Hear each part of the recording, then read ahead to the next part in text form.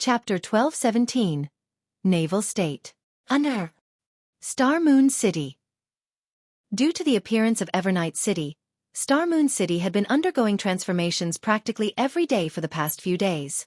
The capital had become so prosperous that one could easily spot level 40+ players roaming its main streets. Now, however, the city bustled even more than before. Only, the players coming to Star Moon City now were not here for Evernight City but for Stone Forest Town. While excellent weapons and equipment were indeed tempting, the allure of combat techniques was much greater. The Gods Domain Experts list had no lack of experts that possessed combat techniques. The list even had introductions on the combat techniques of certain experts. Hence, combat techniques were not foreign to independent players and were something many independent experts very much wished to learn. However, combat techniques were different from system-made skills, which were readily obtainable as quest rewards or monster drops. Players needed to learn the techniques by themselves. Moreover, combat techniques were not easily learned. Unless one was the core member of a large guild that possessed the legacy of a combat technique, the guild would not be willing to teach them at all. Although one could also mimic the combat techniques of true experts from watching the latter's combat videos, ultimately, it was just a poor imitation. Without understanding the true meaning of a combat technique's movements, one would not be able to unlock the true potential of the said technique. And the more powerful a combat technique was, the more difficult it would be to understand it fully. As for creating their own combat technique, that was easier said than done. Even if a person had someone teaching them the legacy of a combat technique, learning it completely was not guaranteed.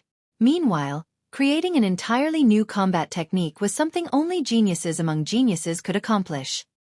Hence, now that Zero Wing had publicly announced that it was using the legacy of a combat technique as the reward for the Battle Arenas tournament, how could independent players not be tempted?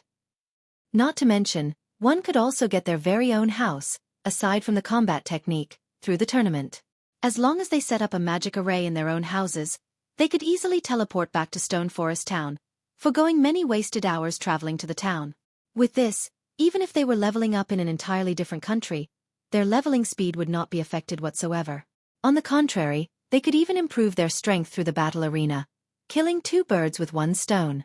With such excellent benefits, even players operating in another country would find it worthwhile to visit Stone Forest Town. Meanwhile, at the second-floor bar of Star Moon City's teleportation hall, several cloaked players were currently observing the situation inside the establishment. Zero Wing sure is capable. They've even managed to come up with such a method, generously letting outsiders learn combat techniques. Leader, if we continue letting Zero Wing develop like this, we'll be disobeying the commander's orders. Should we take action now? An elegant cloaked female assassin asked, smiling as she looked at the refined-looking male elementalist before her. If Feng were present, he would definitely find this elementalist very familiar, as this elementalist was none other than Cleansed Maple, one of Miracle's peak experts. It is indeed about time for us to take action. Those useless dark players don't pose any threat to Zero Wing whatsoever. Since we can't locate Zero Wing's upper echelon right now, let's strike at their elite teams instead. However, Stone Forest Town is still a big problem for us, so let's have the others disguise as dark players and hunt the players operating around the town. When the time comes, those hidden Zero Wing experts will have no choice but to reveal themselves, Cleansed Maple said slowly. What about the super guilds that are paying attention to Zero Wing? The female assassin asked as she sent a glance at several cloaked players present in the first-floor halls. Zero Wing's performance at the Dark Arena had simply been too eye-catching. This was especially true for the weapons and equipment the guild possessed. Hence, the superpowers targeting the item Zero Wing's experts wore definitely weren't limited to Miracle alone. So far, they had already discovered 3 superpowers, in addition to many first-rate guilds, targeting Zero Wing. To Miracle, though, their only opponents were still the 3 superpowers, as first-rate guilds were no different from ants to them. Don't worry about them. The more, the merrier. When the time comes, leak some information to them. In any case, we aren't aiming for weapons and equipment. We only want the disbandment of Zero Wing. Cleansed Maple laughed nonchalantly. Thousand Miles had already clearly stated that what he wanted were the talents of Zero Wing, not the items they wore. Of course, it would be good if they could obtain those as well. Understood. I'll have the others take action right away. The female assassin nodded before activating stealth and disappearing from the bar. What a pity. An upstart guild that has managed to climb up to this point will have to disappear just like that. However, if you have to blame someone, blame yourselves for being too conspicuous. A hint of pity flashed across Cleansed Maple's eyes as he studied the reports on Zero Wing in his hands. The various superpowers in God's domain never really had any interest in small guilds. They rarely even paid attention to first-rate guilds. After all, these guilds were negligible existences to them. It was also nearly unheard of for a superpower to use assassination tactics to deal with such guilds. Normally, they reserved such methods for other superpowers. However, Zero Wing had truly angered Miracle this time. Since Zero Wing had ignored their goodwill, they had no choice but to eliminate it from God's domain. Just as the matter regarding Stone Forest Town was causing a commotion in Star Moon Kingdom as well as its neighbors, Xueqi himself had stealthily arrived at the sea's end. The sea's end was like an independent empire. It had very little contact with the kingdoms and empires on the main continent. The first reason for this situation was the long distance separating them. Just teleporting from the mainland to the sea's end cost 5 gold, 20 silver per person. Hence, Xueqi was surprised when he encountered the Freedom Alliance at the Sea of Death. Of course, there was another travel method that was cheaper, but more time-consuming than teleportation, which was riding a flying ship. One would pay only 5 silver per person to get from the sea's end to the NPC island closest to the Sea of Death in a little over 30 hours. However, many people disliked wasting so much time on travel.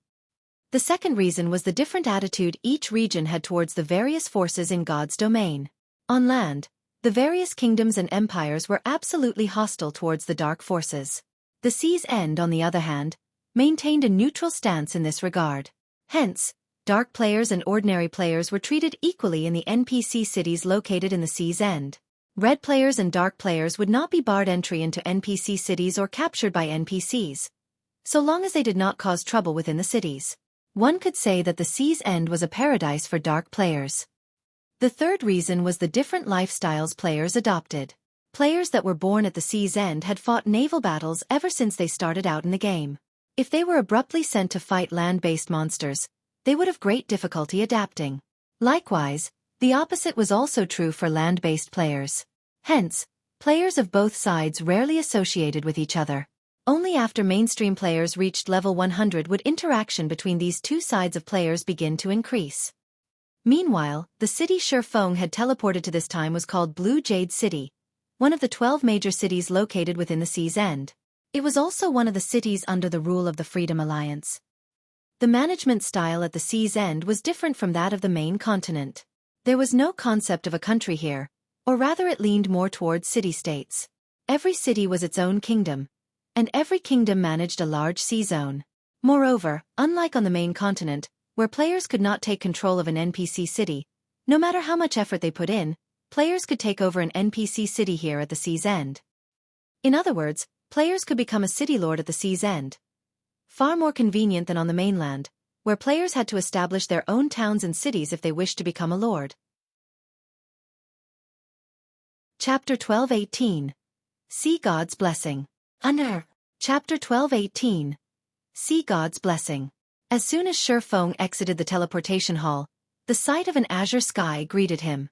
Beneath the hill that the teleportation hall sat on, he could see various ships docked around the island. There were also a large number of players at the port, shouting for parties. Team looking for level 40+ players to hunt giant armored beasts for a quest. We already have 4 advanced speedboats prepared. Veterans only. Noobs, stand aside. Forming a party to Red Reef Bay to farm red corals. Level 39 and below, do not disturb. Level 41 Shield Warrior looking for a party for the underwater temple.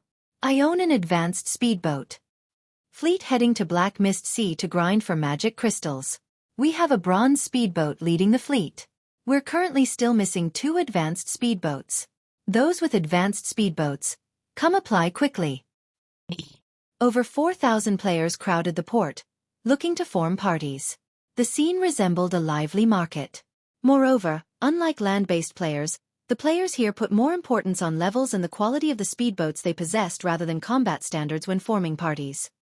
As long as a player owned an advanced speedboat, they would be highly sought after by parties. Advanced speedboat owners here were the equivalent of expert players on land. If one possessed a bronze speedboat, they would be the equivalent of a famous celebrity and become the center of attention. There sure are a lot of players who own advanced speedboats here.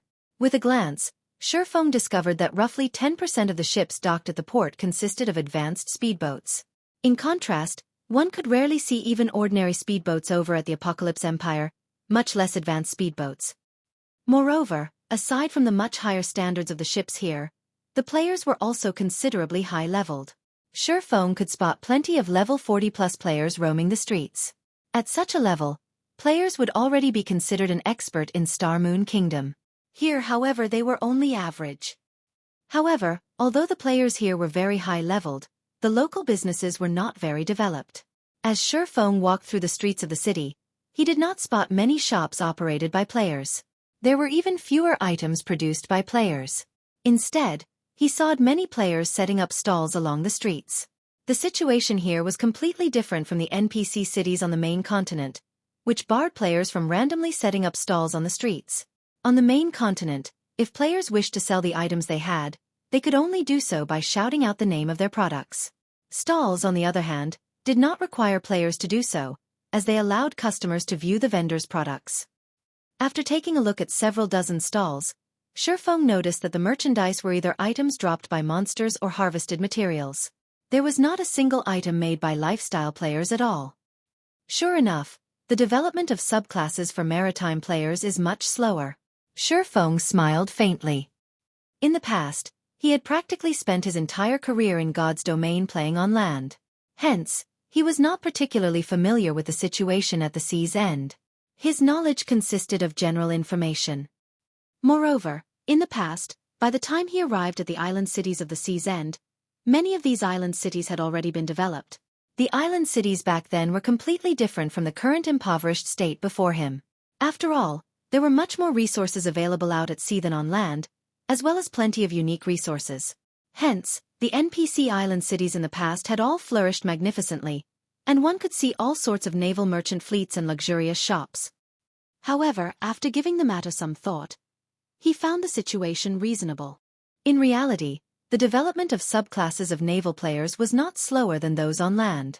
It was just that, due to the butterfly effect from his having developed the subclasses in his guild early on, the players on the main continent started shifting their focus towards subclasses a lot sooner than the maritime players. While Xueqi was investigating the prices of products in Blue Jade City, a large crowd suddenly formed in the business district. Many players who saw this scene revealed excited expressions on their faces before promptly rushing into the crowd as well. Xueqi grew curious at this situation. Buying runic fragments in bulk today. Buying each stack for 6 silver. First come, first served. In the next moment, a slightly chubby middle-aged man with a small mustache on his face walked out of a 3-story shop, a smile on his face as he shouted a series of words. Immediately, the surrounding players flooded into the shop. Damn it! We're too late again. There are just too many competitors here. Can't the House of Seas buy a little more runic fragments each day? I've already been waiting here for an entire day now, yet I still haven't managed to sell my stockpile. There's no helping this. Only the House of Seas is willing to buy those fragments at a high price. If we sell the fragments to NPC merchants, we'll only get 40 copper per stack. I already have 20 stacks collected. If I can sell them all, I can get 1 gold, 20 silver. With that money, I can buy myself a nice set of equipment. After a short moment passed, the crowd of players that flooded into the shop called House of Seas came out, the majority of them with disappointed expressions on their faces, having apparently failed to sell their runic fragments. Runic fragments? Xueqi could not help but recall matters regarding the runic fragment. I remember that it should be an item dropped by sea monsters. On its own, it isn't of any particular value. The only use it has is the synthesis of runic crystals. However, the synthesis rate is considerably low. Even master alchemists would have a success rate of only 10%. Could the House of Seas be trying to synthesize runic crystals? The runic crystal was an item unique to the sea. It was categorized as an energy crystal and was roughly similar to the magic crystal. Only, the amounts of mana stored in the 2 types of crystal were different. The amount of mana contained within a magic crystal was a lot higher. A runic crystal contained roughly 2/3 the amount of mana of a magic crystal. However, a runic crystal wasn't even worth half of a magic crystal. Currently, runic crystals should sell for 10 silver each. The reason for this was the runic crystal's much fewer uses. For example, runic crystals could not be used in the Divine Colosseum. If one had to point out its utility, then it would have to be in exchanges and the production of items. Out at sea, runic crystals could be used to exchange for many items at the Sea God's Temple. However, as the Sea God's Temple restocked only once a week, the number of items one could get using runic crystals was limited. Even so, what was available for exchange in the Sea God's Temple was of high quality. Occasionally, there would even be epic items up for exchange, although it was currently too early in the game for epic items to appear in the temple. Aside from epic items, the next best thing up for exchange in the Sea God's Temple was a potion named Sea God's Blessing. 5 runic crystals were needed to exchange for 1 bottle, which put the potion's price at 50 silver. In the past, not to mention naval players, even land-based players were very fond of the Sea God's Blessing. The reason for this was because consumption of the potion increased not only all of a player's basic attributes by 10%, but also all resistances by 100 points for 12 hours. Moreover, the potion did not have a cooldown, and its effects could be stacked once. When a player consumed 2 Sea God's Blessings, all their basic attributes would increase by 15% and resistances by 150 points for 15 hours. The further one progressed into the game, the more important environmental factors would become. Certain maps required players to possess a specific resistance for survival. The system would prevent players with insufficient resistances from visiting many special leveling maps. A potion that was capable of increasing all resistances by 100 points could allow players to visit the majority of the locations in God's domain freely without having to worry about environmental factors. However, as only a limited amount of Sea God's Blessing was put up for exchange each week, its actual value on the market was a lot higher. In the past, each bottle had sold for roughly 2 gold. Moreover, this was only the price at sea. On land, each bottle had easily sold for 3 gold. That's right. Why didn't I think of this? I can use this opportunity to make a fortune. Xueqi suddenly thought of the Philosopher's Stone. Others might need to waste a lot of effort into synthesizing runic crystals, but he had the Philosopher's Stone. His synthesis success rate was much higher than even that of Grandmaster alchemists. Chapter 12:19 Gathering of Warlords. Under Chapter 12:19 Gathering of Warlords. Although Xueqi had such thoughts, he did not hurry to collect runic fragments. The runic fragment was a common drop at sea. Hence, purchasing a large amount from players would be straightforward. Besides, his primary objective in visiting the sea's end this time was not to collect runic crystals but the legacy of the sea. Following which, Xueqi hurried towards the meeting place he had arranged with Passing Monarch. At this moment, hundreds of players geared in fine gold weapons and equipment stood guard in front of the most luxurious high-class restaurant in Blue Jade City. These players were all at least level 42, and just by standing there, they put extremely heavy pressure on others. The passers-by only sent a few glances at these players before scurrying away, nobody daring to enter this restaurant. These players standing guard at the entrance were none other than the members of the Freedom Alliance, the absolute overlord of Blue Jade City. In this city, nobody dared oppose the members of the Freedom Alliance. After all, if they provoked the Freedom Alliance, they would no longer be able to stay in Blue Jade City. Meanwhile, on the 22nd floor, which was also the top floor, of Blue Jade Restaurant, every member of the Freedom Alliance's upper echelon was present. Even the commanders of the Alliance's 11 fleets were here today. At this moment, a beautiful woman dressed in luxurious red mage robes walked up to Passing Monarch and said in a quiet tone, "Commander Monarch, our independent fleets will be depending on you this month. If we let those guild-formed fleets surpass us, our fleet standings in the Alliance will definitely suffer." Although this woman's appearance was not as flawless as Gentle Snow's, she was the only female commander within the entire Freedom Alliance, 100 Leaves. In response, Passing Monarch simply nodded silently. In reality, he did not fully believe 100 Leaves' words. Those capable of becoming the commander of a fleet within the Freedom Alliance definitely shouldn't be underestimated. Not to mention, the rise of 100 Leaves' fleet had been rapid. Initially, she and her fleet had joined the Freedom Alliance as the 11th Fleet. Now, her fleet was already the 8th fleet. Her fleet's improvement speed was simply staggering.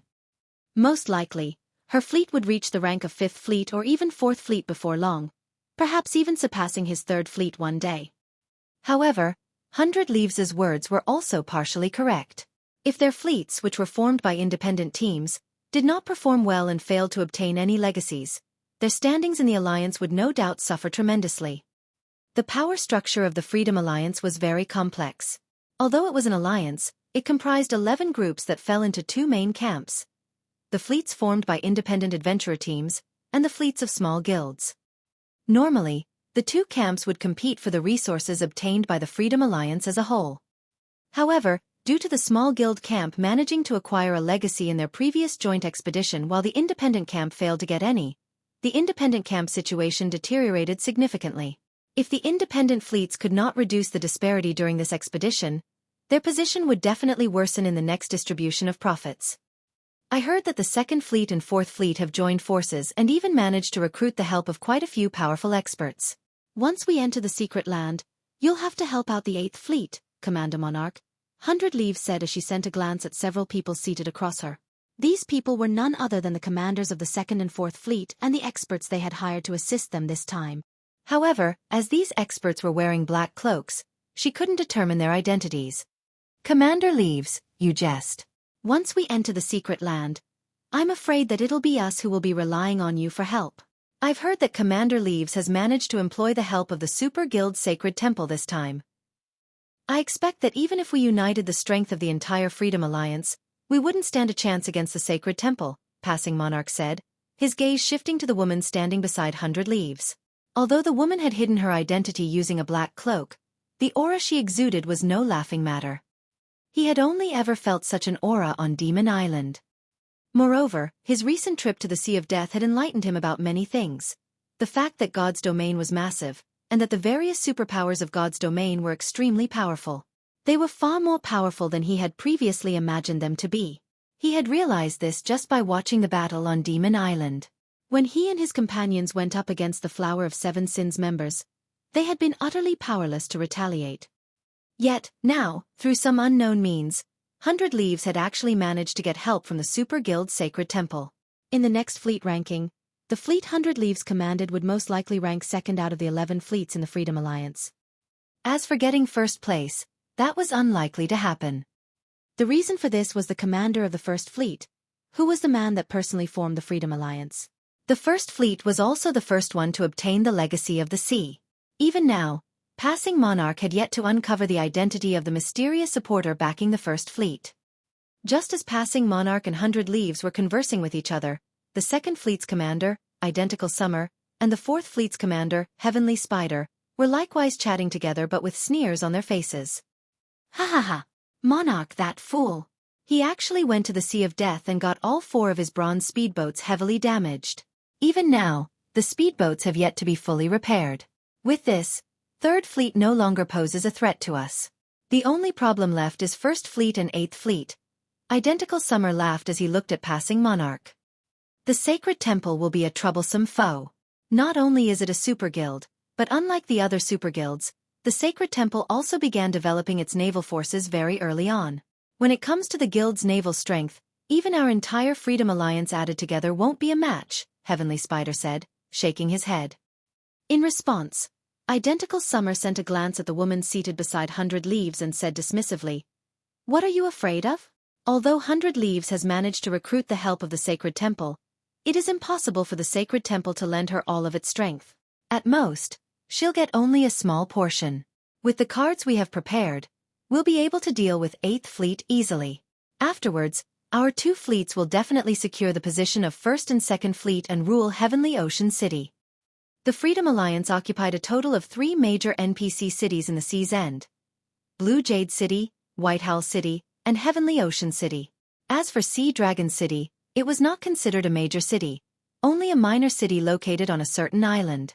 It was valuable merely because it provided access to a secret land that contained legacies.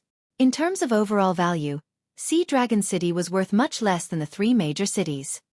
Moreover, every one of the 3 major cities had a player population of over 8 million. Among them, Heavenly Ocean City's population was the highest, with over 12 million players based there. It could already rival the capital of an ordinary empire. If their two fleets could obtain Heavenly Ocean City, the wealth they could amass would greatly surpass that of the large guilds occupying empires on land. After all, unlike the guilds on land, which only got to live in NPC cities, naval players like them got to control their cities completely. Chapter 1220. Discovered. Under. Chapter 1220. Discovered. Inside the elegant hall, the Freedom Alliance's various commanders all had their own plans. They were all brimming with confidence about obtaining the legacy of the sea this time. Just as the various commanders were conversing with each other, the female elementalist Blue Joy led Shifeng into the hall. Although Shifeng's appearance was not particularly conspicuous, as he looked just like the many other cloaked players within the hall, he still attracted everyone's attention. This person came in with Blue Joy. He should be the expert Monarch recruited to help, right? Sure enough, Monarch really did come prepared. But why is there only one person? The various fleet commanders began quietly discussing Shifeng as they looked at the swordsman walking towards Monarch. The fact that passing Monarch managed to become the commander of the Freedom Alliance's third fleet showed that his individual strength was extraordinary. Otherwise, the other fleets would have long since overtaken his fleet. However, seeing that passing Monarch had invited only one helper confused everyone. It seems Monarch has really miscalculated this time. Unlike the previous time, when the various fleet commanders had not invited even a single outsider to help out, they had all recruited plenty of helpers for the expedition this time. Even the lowest ranked among them had invited over 10 people, while some had actually invited over 40 people. Brother Yifeng, did you come alone this time? Passing Monarch asked quietly, feeling greatly perplexed as he looked at Shifeng walking over to him. Although he had invited Shifeng, he never said that only Shifeng alone could join. After all, the more people taking control of a speedboat, the more power it could display. A speedboat's ability to endure attacks from monsters would also improve with more players on board. Hence, in God's domain, the more players a ship could accommodate, the stronger it would be. In fact, he had even reserved 30 slots specifically for Shifeng. Despite that, Shifeng had come by himself. The others are all busy, so I didn't bother bringing them over, Shifeng explained. Currently, the majority of Zero Wings experts were still stuck in combat inside the inferior legendary treasure chest. Only a portion of them had come out so far, and those who had were busy leading expert teams to grind for weapons and equipment. After all, Zero Wing was currently mass recruiting new members and was in dire need of weapons and equipment. Meanwhile, Aqua Rose and the others were inside the secret technique space and would not be coming out anytime soon. Rather than bring a group of elite members with him, it was much better to let passing Monarch's other companions, who were much more accustomed to naval warfare, enter the ruins. Passing Monarch could not help falling speechless at Shifeng's words. He felt that Shifeng was underestimating the legacy competition. Although he could have his own subordinates take up the missing slots, their coordination with Shifeng would not be particularly good since neither side had a great understanding of each other. Meanwhile, at the same time as passing Monarch was conversing with Shifeng, 100 Leaves, who sat a short distance away, had her gaze fixed on Shifeng, shock surfacing on her flawless white face. However, 100 Leaves very quickly hid this reaction of hers. Leaves, is there something strange about that person? The cloaked woman seated beside 100 Leaves asked quietly.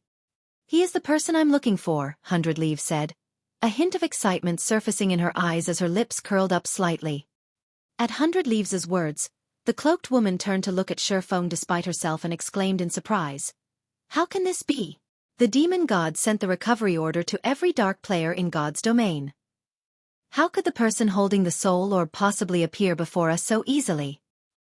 I can't believe it either. However, the detection crystal I spent 3,000 magic crystals to buy cannot be mistaken. As long as the soul orb is within 30 yards of me, the detection crystal will automatically sense it. Moreover, I've already used detection on him and have already confirmed that the soul orb is indeed on that person's body. 100 Leaves chuckled. I never thought that I would be able to encounter the person holding the soul orb so quickly. My luck really is too good. Then, when are we going to make a move? The cloaked woman asked. No need to rush. We'll have plenty of opportunities once we enter the secret land. 100 Leaves said as she waved her hand. Have scorpions secretly keep an eye on them. Once players entered the secret land, they would not be able to leave for a certain period. At that time, there would be no escape for Xueqi. All right, I'll notify Scorpion right away. The cloaked woman nodded. If passing monarch heard the conversation between 100 Leaves and the cloaked woman right now, he would definitely be shocked. After all, based on the way the two were speaking with each other, the cloaked woman from the sacred temple seemed more like 100 Leaves' subordinate rather than a collaborator. However, shortly after everyone began talking about Xueqi, the entire hall fell silent once again as it was nearly time for them to set out for Sea Dragon City. At this moment, a refined middle-aged man dressed in white robes entered the hall.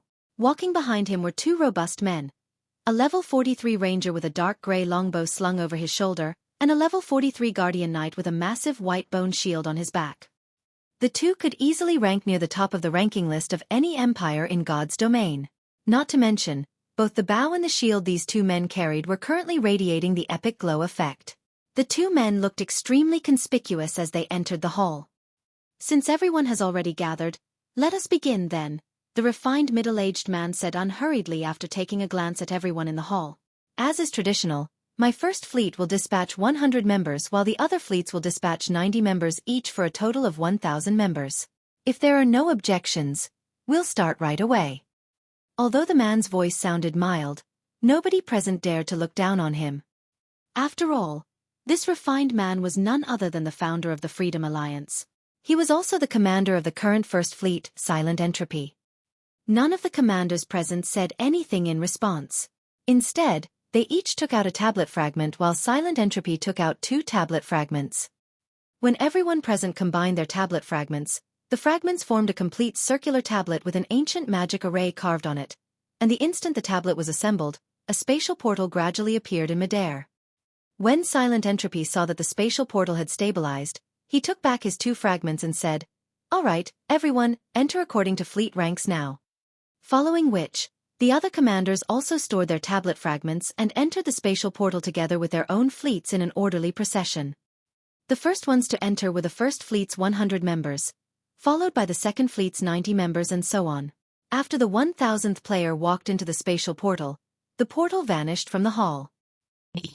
The instant Xueqi entered the secret land, before he could even see where he had been transported to, the sound of a system notification reached his ears. System. You have entered the secret land beneath Sea Dragon City. You are not allowed to leave before 6 hours have passed. After 10 hours have passed, you will be automatically transferred out of the secret land. When the system notification came to an end, Xueqi was finally able to see his surroundings clearly. He was currently standing in the middle of a massive cavern with an ink-black lake encircling his location. Moreover, fog hovered above the lake. He could barely make out passages at the far end of the cavern. While Xueqi was busy observing his surroundings, the members of the Freedom Alliance began releasing their ships onto the lake in an orderly manner. Even the weakest ship released was an advanced speedboat. There were also plenty of bronze speedboats, which were originally very rare in the outside world. It was an amazing sight to behold.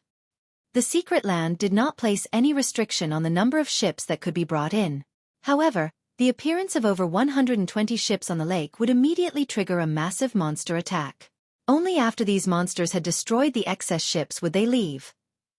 Hence, the various fleets of the Freedom Alliance had agreed that each fleet could bring a maximum of 10 ships each. Any fleet caught bringing more than the agreed number of ships would have their right to enter the secret land in the future taken away.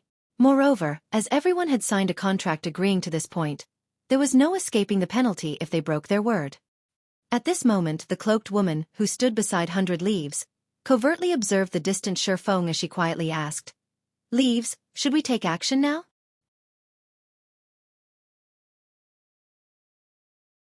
Chapter 1221.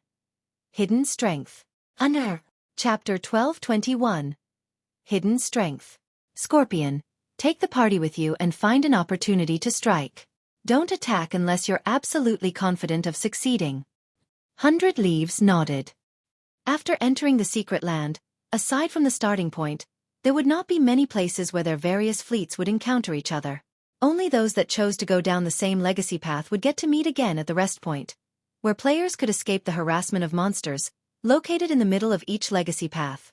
Aside from these two locations, there would be no other opportunity to strike at Xueqi. Therefore, the time before the various fleets decided on the path they would take would be the perfect time to strike.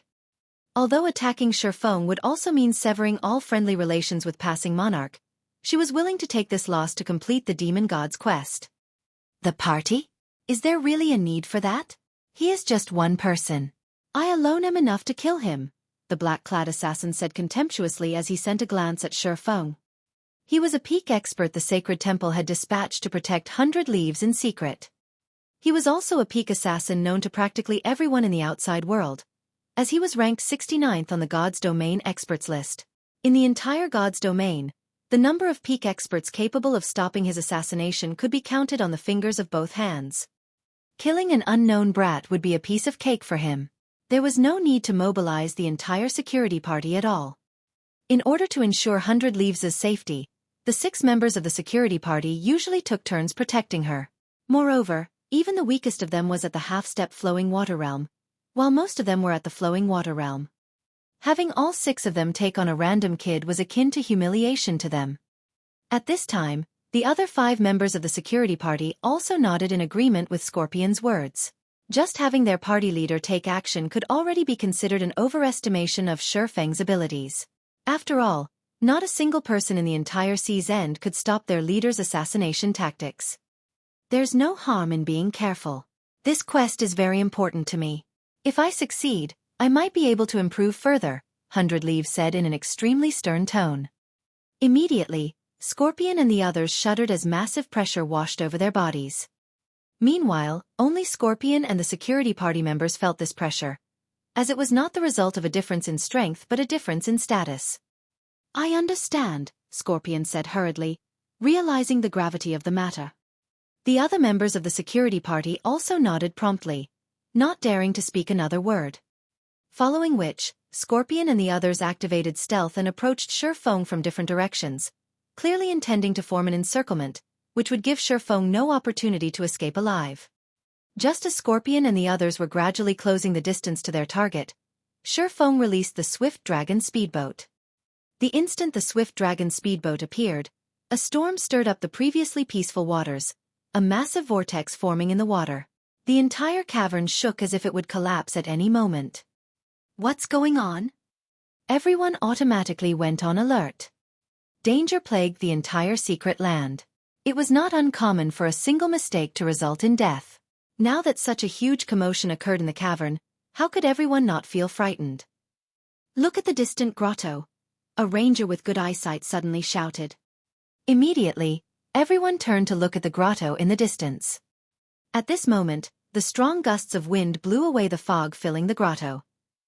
Although the situation inside the grotto was not entirely clear, everyone could still see what had happened.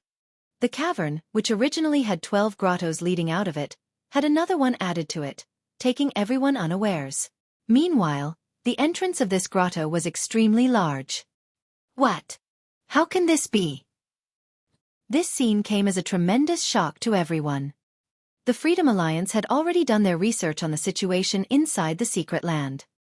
It had a total of 12 legacy paths, and each entrance leading to these paths differed in size. The paths were divided into 3 groups, those with entrances with a diameter of 20 yards, a diameter of 30 yards, and a diameter of 50 yards. The larger the entrance of a path was, the more danger one would encounter inside that path. This was the conclusion the Freedom Alliance had drawn after their last expedition, because every fleet that had entered the 50-diameter paths had failed to set foot into the inner area of those paths. On the other hand, the first fleet, which had chosen a 20-diameter path, had managed to pass all the way through. Meanwhile, the new entrance that appeared had a diameter of at least 100 yards. It could easily accommodate 4 speedboats moving in parallel. How can this be possible? There wasn't such a path the previous time we were here. Passing Monarch had a conflicted look on his face as he stared at the massive grotto. His reaction was because this new grotto might be the greatest secret of the Sea Dragon secret land. Only, he did not know whether he should choose this path or not, because it went without saying that this path was undoubtedly the most dangerous one. Nevertheless, if he did not enter this path, there might not be another chance to do so in the next expedition.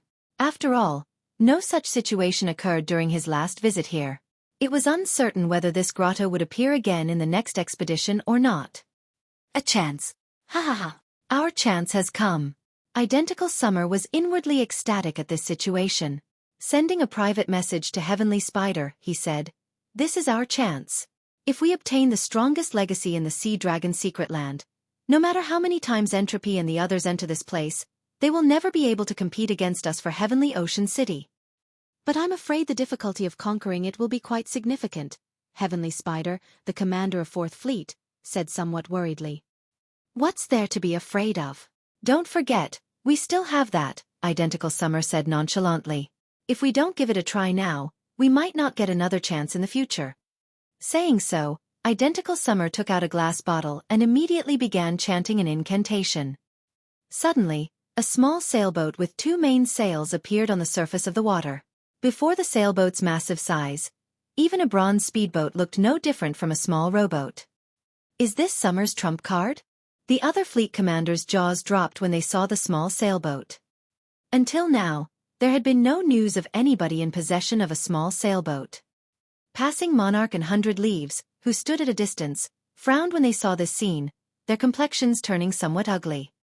A small sailboat was on an entirely different level from a speedboat. If a speedboat could be considered a machine gun, then a small sailboat was akin to a tank. The latter could completely suppress the former. A small sailboat could even go up against a great lord-ranked sea monster easily. The reason for this was because a sailboat could accommodate many more passengers. Ha ha ha! We'll be going ahead. As soon as the small sailboat was released, Identical Summer and his crew immediately boarded it and dashed towards the largest grotto without hesitation. Although the small sailboat he had was only common rank, its speed was not something speedboats could keep up with. Moreover, it could accommodate up to 100 passengers at a time, allowing them to carry a lot of MTs to tank the damage from bosses. After including the 8 bronze speedboats their 2nd and 4th fleets possessed, they were definitely the strongest fleet in the entire Freedom Alliance right now. As expected of Summer. His preparation is indeed amazing, Silent Entropy laughed. He then took out a glass bottle from his bag and began chanting as well. In the blink of an eye, another small sailboat appeared before everyone. The commander of 11th Fleet boarded the sailboat together with Silent Entropy without hesitation. The small sailboat then promptly chased after Identical Summer's fleet. Meanwhile, in terms of strength, Silent Entropy's fleet was even stronger as it had 9 bronze speedboats in total. The commanders of the other fleets were dumbfounded. Although they knew that the top-ranking fleets had hidden a lot of their strength, they had never suspected that those fleets had hidden this much. Silent Entropy. Identical Summer.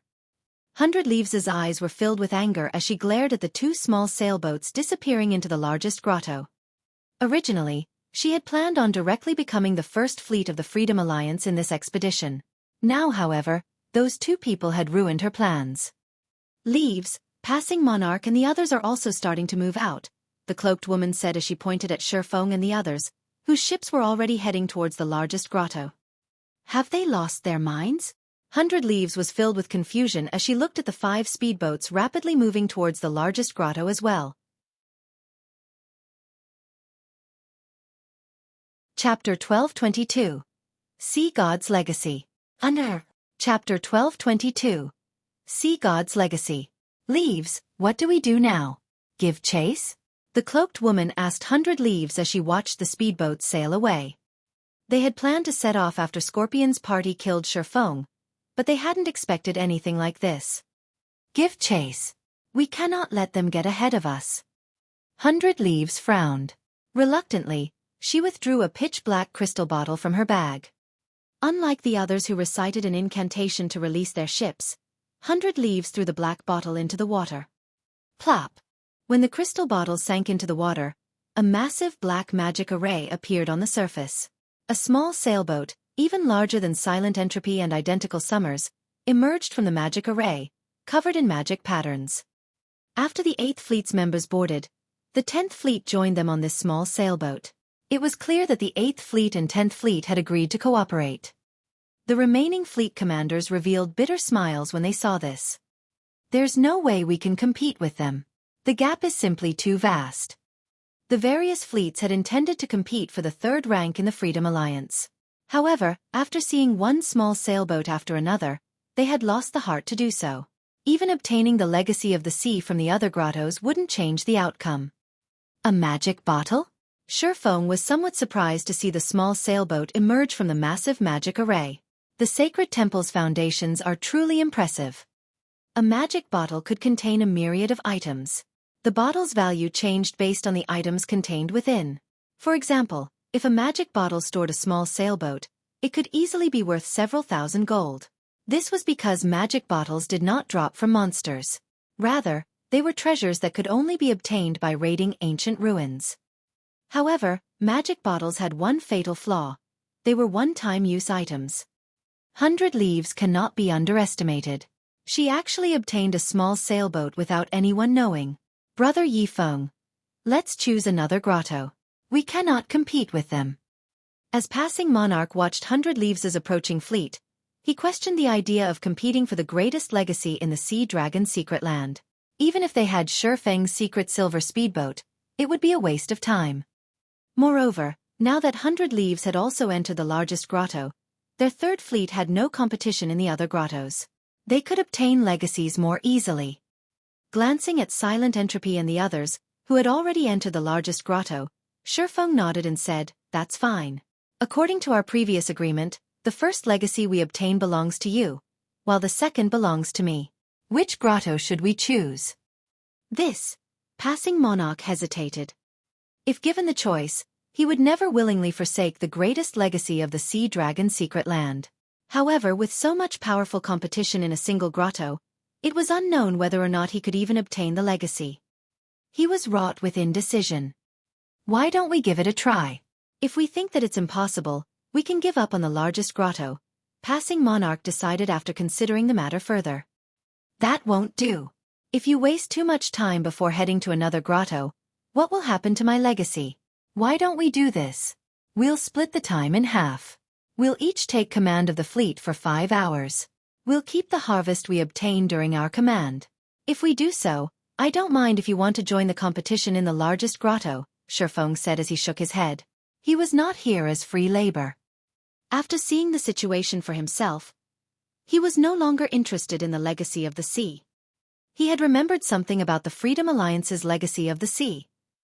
In the past, one of the reasons that the Freedom Alliance had been able to move about God's domain seas uncontested was its large number of players who had obtained the legacy of the sea. Even the various superguilds had avoided provoking the Alliance for no good reason. Another reason was Silent Entropy's ancient weather book. The player that wielded the ancient weather book could manipulate the weather in an area. When used in naval combat, one could offer their side an absolute environmental advantage. Rumors had it that Silent Entropy had obtained the ancient weather book when he had obtained the sea god's legacy. The Freedom Alliance obtained their legacies of the sea from the Sea Dragon's secret land. After taking into account the information passing monarch had given him about the secret land, it was not difficult to determine that Silent Entropy had obtained the sea god's legacy here. In the past, the sea god's legacy had been known as one of the 4 great legacies at sea. Now that the strongest legacy in the secret land had appeared, the ancient weather book would be available as well. While he could ignore the sea god's legacy, the ancient weather book was an extremely important item. When used in naval combat, it was a strategic weapon. That's fine. However, we'll split our time 4 to 6. I get 6 hours. Later, I'll use 1 hour to test the waters. If it really isn't possible, we'll switch to other grottos. This will also give you the chance to learn the largest grotto's difficulty, passing monarch said. All right, let's do that, then, Xueqi smiled before taking out a contract. Following which, the two renewed their contract. Passing monarch released a sigh of relief as he quickly directed the fleet into the largest grotto. In reality, the secret land's grottos were portals that would transport players to another space. As the third fleet ships entered the largest grotto, after a few minutes of drifting along a heavy current, the fleet left the grotto and appeared before a massive island. The island had a white, sandy beach and an azure blue sky above it. It looked like paradise. This island was none other than their rest point. Another island waited across from this paradise. Unlike the first island, dark, thundering clouds covered the sky above the second. One could also see plenty of massive sea monsters roaming the island. This was where the legacies hid. Silent Entropy and Identical Summers fleets had already engaged these sea monsters in battle. Why are there so many sea monsters? Passing Monarch was shocked when he saw the creatures. Both Silent Entropy and Identical Summers fleets stood against more than 20 sea monsters.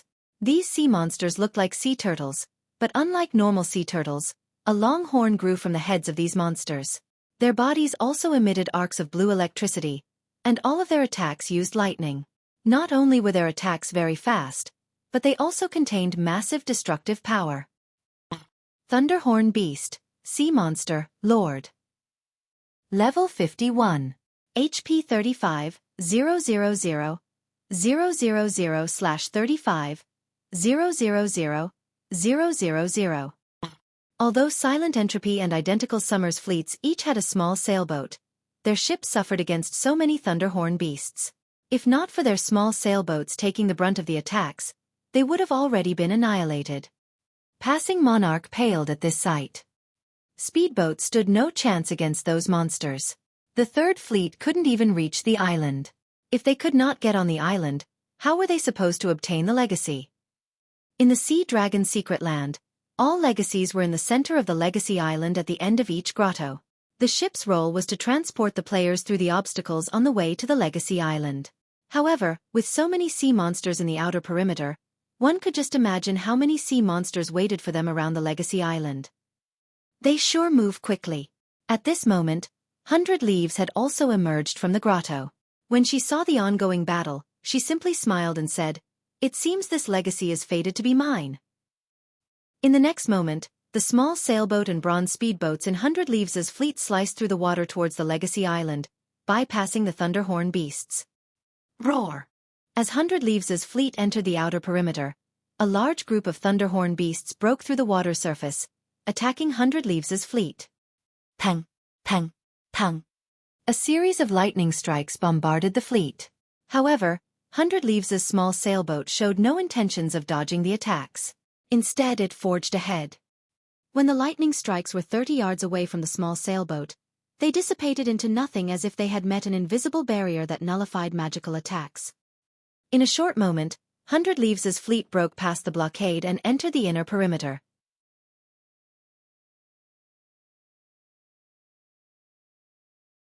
Chapter 1223.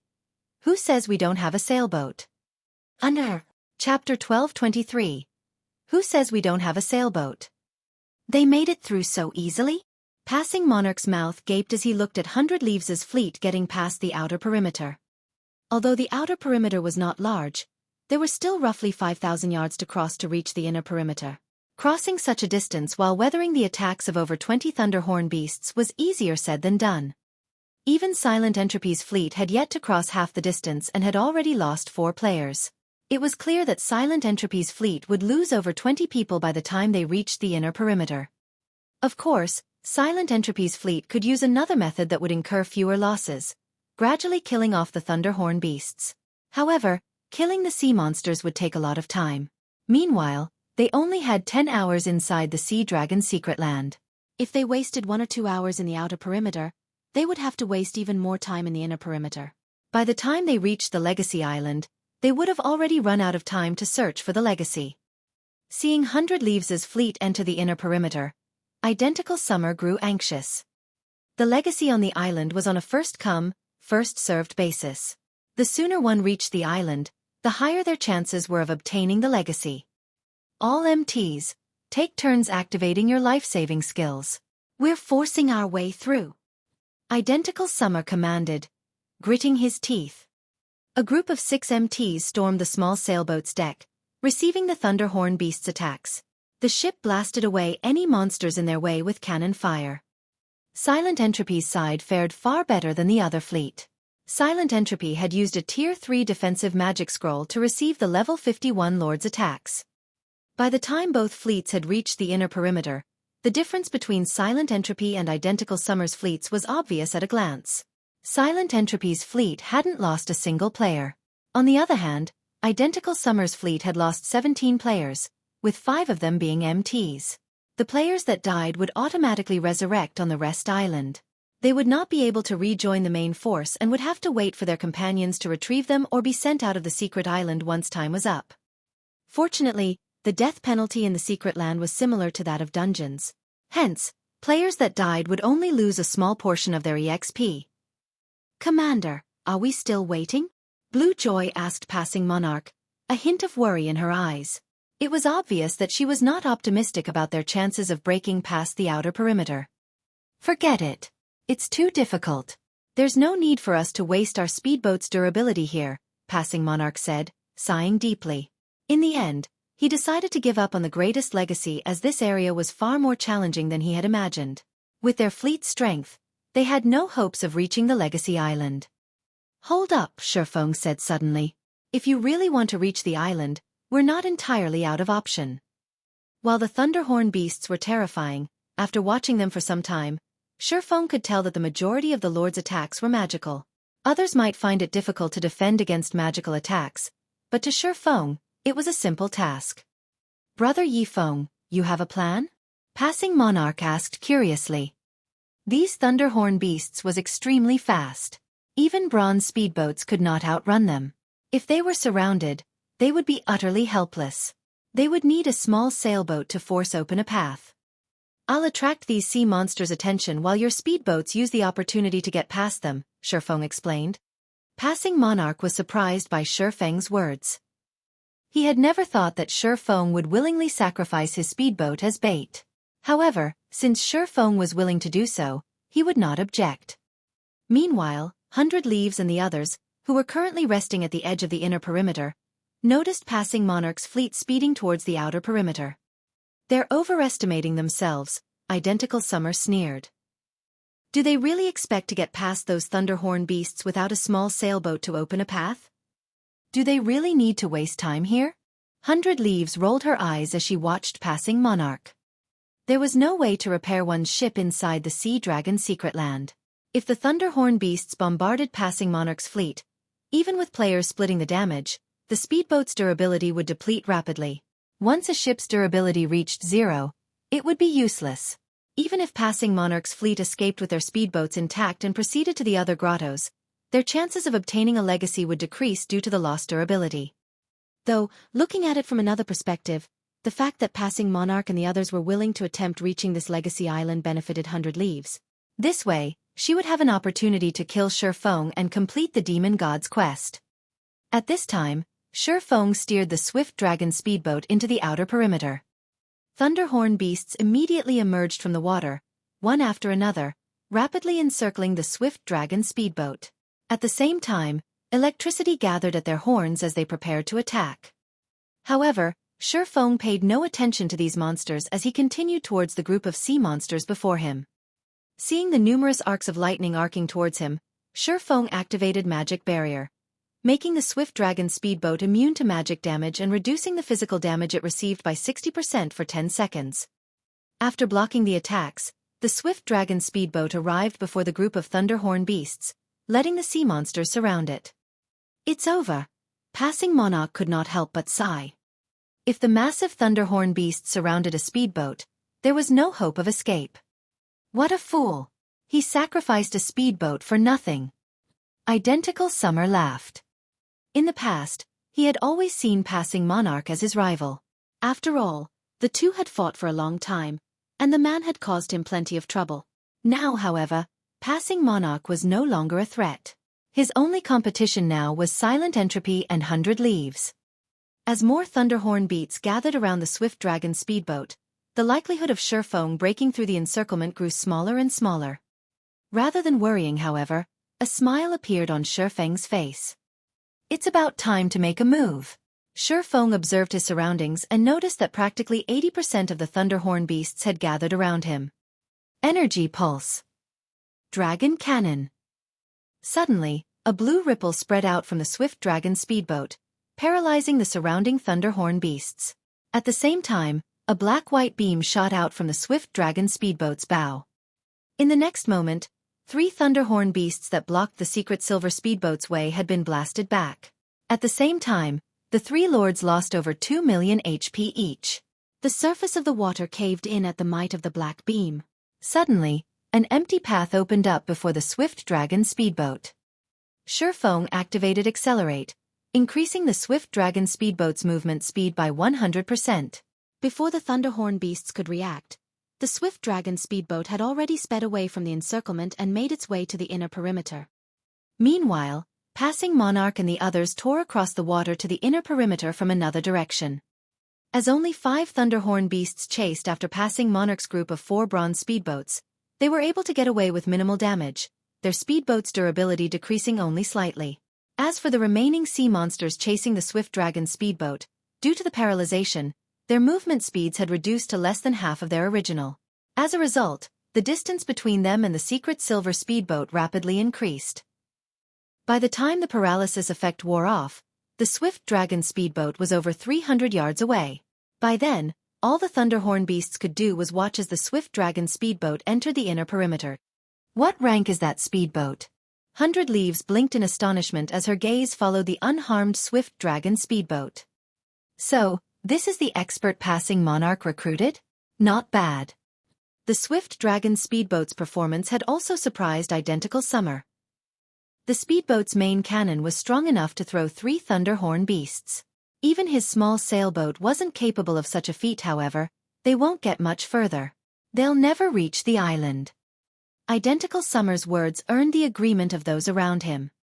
The difference between the inner and outer perimeter's difficulty was like the difference between heaven and earth. Although one had to face fewer sea monsters in the inner perimeter, these monsters were obviously stronger. Moreover, the condition to cross the inner perimeter was different. After entering the inner perimeter, they noticed a magic barrier around the Legacy Island. It was obvious that they were required to kill the guardian sea monsters before they could dock. However, the sea monsters guarding the inner perimeter included 1 level 55 king-class sea monster and 2 great lords. Without a small sailboat, it was simply impossible to defeat such a powerful force. What a pity, Brother Monarch. Even if you make it here, it's all for nothing. Without a small sailboat, you are doomed to remain in the inner perimeter, Identical Summer laughed. However, rest assured, you'll at least rank 7th. Only, you will no longer be able to use the large shipyard. When Passing Monarch noticed Silent Entropy's fleets fighting a level 55 king-class sea monster, his jaw dropped as he lost heart. The king-class sea monster guarding the inner perimeter was far stronger than the one they had previously fought. That had only been a great lord, while this was a grand lord.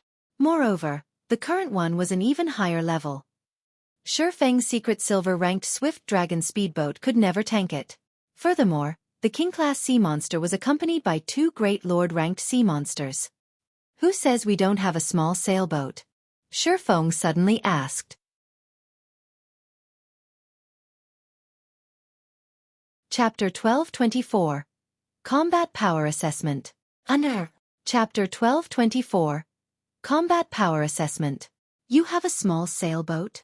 Identical Summer stared at Xueqi as if the man had told the funniest joke in the world. Although Identical Summer had not said anything else, there was no doubting the contempt in his eyes. The other Freedom Alliance members smirked at Xueqi's words. That brat sure knows how to boast. Even our sacred temple hasn't obtained a small sailboat until recently. How could an independent adventurer team with no background possibly have one? The cloaked woman from the sacred temple chuckled softly. The sacred temple was one of the super guilds that had begun to develop its naval strength early in the game. Yet even now, it had only found a magic bottle containing a small sailboat, not an actual small sailboat. They had obtained this magic bottle from an ancient ruin in the sea's end. For this magic bottle, the sacred temple had sacrificed dozens of experts and thousands of elites.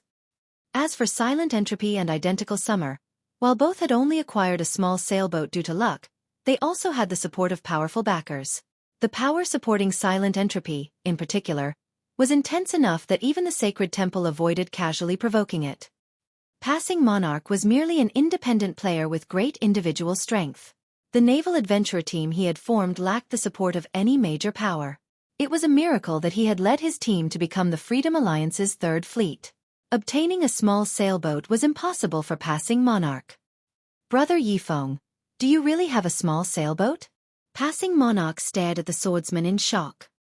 He had already investigated Zero Wing and learned that the guild didn't possess any particular naval power. The guild hadn't even begun to develop its naval forces. Zero Wing had focused on competing with the various large guilds on land all this time. Just the fact that Zero Wing possessed a secret silver speedboat was astounding. Even now, no one throughout the Freedom Alliance possessed a secret silver speedboat. Blue Joy, who stood by his side, blinked in astonishment. She wondered if Xueqi had simply made the claim to save the Third Fleet from humiliation. "You'll know once you see it," Xueqi said as he looked around him. He could clearly feel the doubt and contempt everyone aimed his way. Following which, he took a delicate crystal bottle from his bag and began to chant an incantation. With each verse Xueqi chanted, black mist emerged from the crystal bottle, shrouding a large section of the sea water before the swift dragon speedboat. Suddenly, a silver sailboat appeared before these players.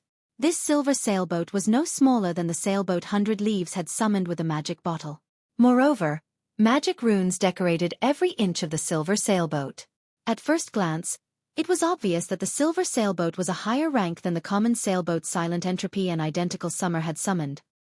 This small sailboat was none other than the bronze-ranked one-horned sailboat he had obtained from the king-class sea monster he previously killed. Impossible! When did small sailboats become so common? Everyone was stupefied. None of them could believe their eyes. Just who is that man? 100 Leaves shifted her gaze to Xueqi when she saw the one-horned sailboat. First, the man had earned himself a bounty from the demon god. Then he revealed a very high-rank speedboat. Now, he revealed a small sailboat. If someone claimed that this man wasn't supported by a major power, she wouldn't believe it. "I have really underestimated you, Monarch. I never thought you would recruit such an expert. However, you'll never get to the island. At the end of the day, passing the inner perimeters test depends on one's strength," Identical Summer snorted. He then steered his sailboat towards the Legacy Island to challenge the inner perimeter sea monsters. Passing Monarch's fleet might have crossed the outer perimeter with some trick, but the inner perimeter required them to face the joint attacks of a Grand Lord-ranked king-class sea monster and 2 Great Lords. Without defeating these monsters, they would not be allowed to dock on the island.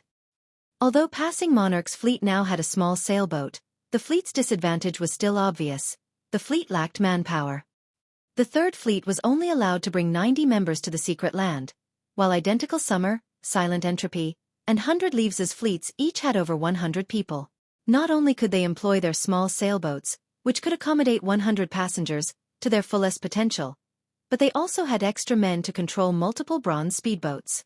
On the other hand, passing Monarch's fleet did not even have enough players to exert its small sailboat to its full potential. How could passing Monarch's fleet possibly defeat a king-class sea monster? At the same time, the members of Third Fleet gazed at Xueqi with admiration.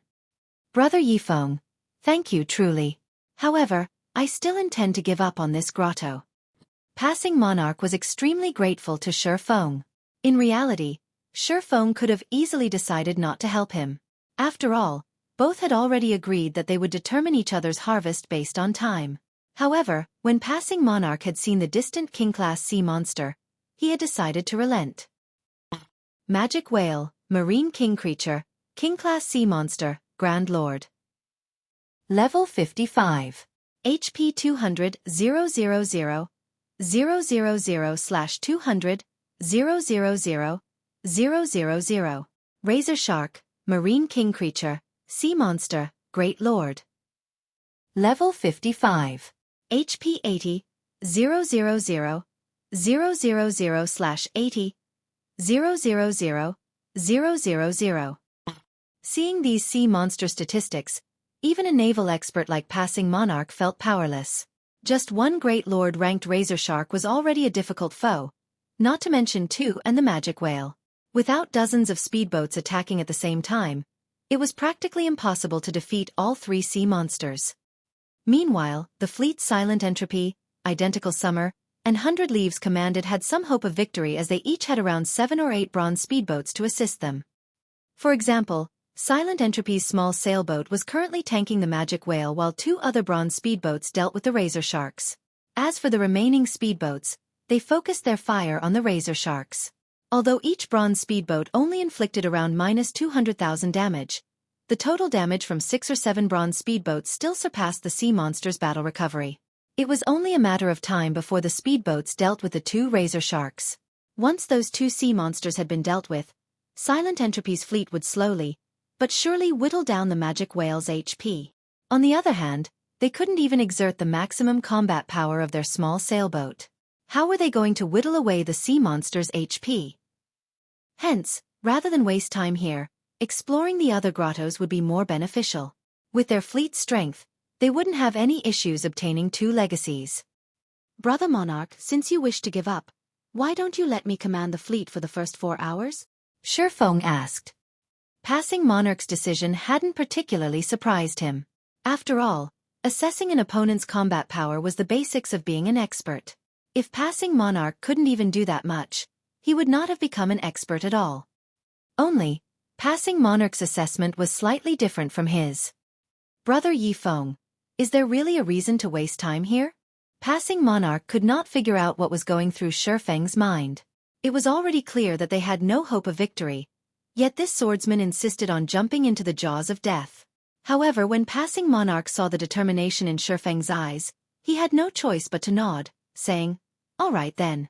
We'll follow your command for the next 4 hours. Once these 4 hours are up, we'll leave immediately." Following which, both sides renewed their contract yet again. From the next 4 hours, the Third Fleet would be under Xueqi's command. After finding nothing wrong with the contract, Xueqi stored it away in satisfaction. "Let's go." Xueqi smiled at the distant magic whale. Others might not know the one-horned sailboat's might, but he did. While king-class sea monsters were quite powerful, a bronze sailboat could not be underestimated, either. Following which, Xueqi allocated tasks to the Third Fleet's members.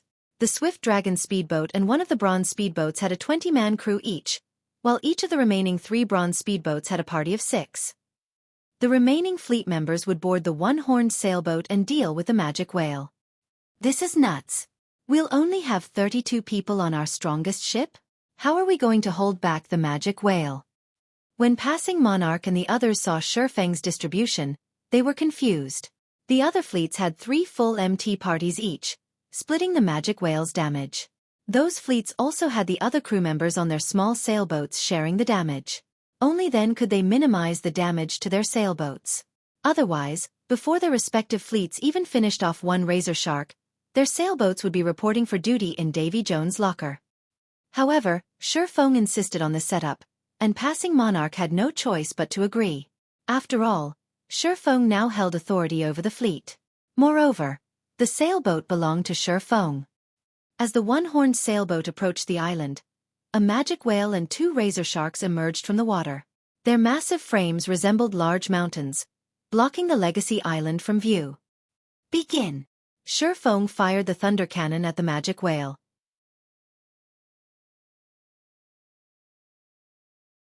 Chapter 1225. The Might of a Bronze Small Sailboat. Chapter 1225. The Might of a Bronze Small Sailboat. "Leaves, this magic whale's attack range is too wide. We won't hold at this rate. We need to use magic scrolls," the cloaked woman from the sacred temple said, frowning at their sailboat's remaining durability. The razor sharks were only great lords. Moreover, their skills were monotonous, making their attacks easy to dodge. Bronze speedboats were more than enough to cope with the razor sharks. The problem was the magic whale. Although the Grand Lord was clumsy and slow, and its attack patterns were not particularly complex, it was still a powerful foe. Aside from ruthless headbutts, the magic whale's main attacks were Ice Meteor and Icicle Rain. When casting Ice Meteor, the magic whale would call down a massive globe of ice. Even with 6 MTs sharing the attack's damage, all 6 would lose over 2/3 of their HPs. Furthermore, the Grand Lord used Ice Meteor frequently. Only when all 18 MTs took turns blocking could they keep up with the attacks. The burden on the healers was also massive, as one mistake could spell the end for a party of MTs. However, this was not the team's greatest challenge. The magic whale's Icicle Rain was what left everyone speechless. When the magic whale cast Icicle Rain, countless icicles would rain down from the sky. Although each icicle only dealt around -10,000 damage and could easily be blocked by any player, they could not keep up with how many icicles bombarded their ships. One could say that this skill specifically targeted ships. By the time Icicle Rain's duration ended, their small sailboat would have lost roughly 3 or 4 points of durability. If they continued this battle of attrition, their small sailboat's 700 durability would have long since bottomed out before they could shave away the magic whale's 200 million HP. Sure enough, a king-class sea monster is not an easy foe. 100 Leaves frowned as she watched another batch of icicles form in the sky. She then said to the cloaked woman, "Use the Tier 3 summoning scroll. Have the summoned creature share part of Icicle Rain's damage." The cloaked woman nodded before retrieving a Tier 3 summoning scroll and chanting the incantation. With a Tier 3 summoned creature sharing the damage, the small sailboat only lost 1 point of durability by the time the skill ended. At the same time, the cloaked woman redirected a portion of the sailboat's cannon attacks towards one of the distant razor sharks, assisting the bronze speedboats in whittling down the Great Lord's HP. As a result, the razor shark's 80 million HP decreased at a visible rate. 95%, 94%, 93%. Leaves, Passing Monarch and the others seemed to be taking action. As the cloaked woman controlled the summoned creature, she noticed the one-horned sailboat moving deeper into the inner perimeter, and an odd feeling rose in her chest. Passing Monarch's fleet only had 90 members. Even with a small sailboat, such a small team was not enough to defeat the magic whale. Any expert worth his salt should know this, much less a fleet commander like Passing Monarch. They're actually pushing forward? 100 Leaves glanced at Xueqi, who stood aboard the one-horned sailboat. Smiling, she muttered, "What an interesting person." She was very familiar with Passing Monarch. While Passing Monarch's individual combat standards were not particularly high, his leadership abilities and assessment for monster strengths were first class. He would never take such a risk. The only possibility was that Xueqi had persuaded him to do so.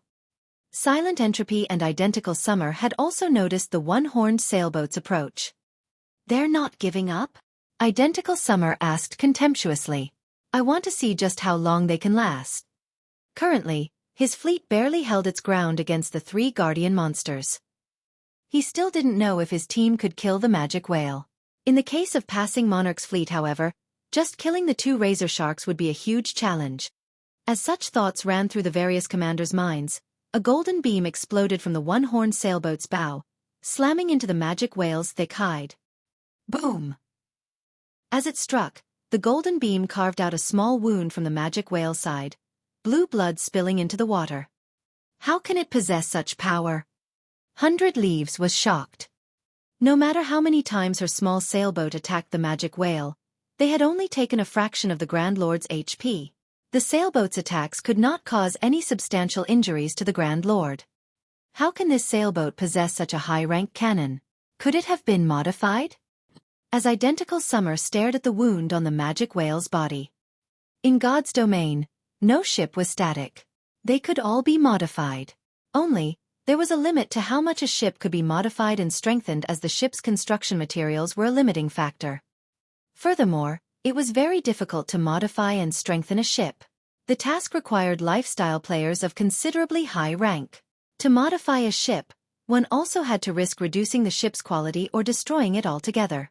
Hence, even now, nobody actually dared to modify their precious ships. Aero! Enraged, the magic whale beat its tail fin violently and propelled itself towards the one-horned sailboat. The 2 razor sharks followed after the magic whale.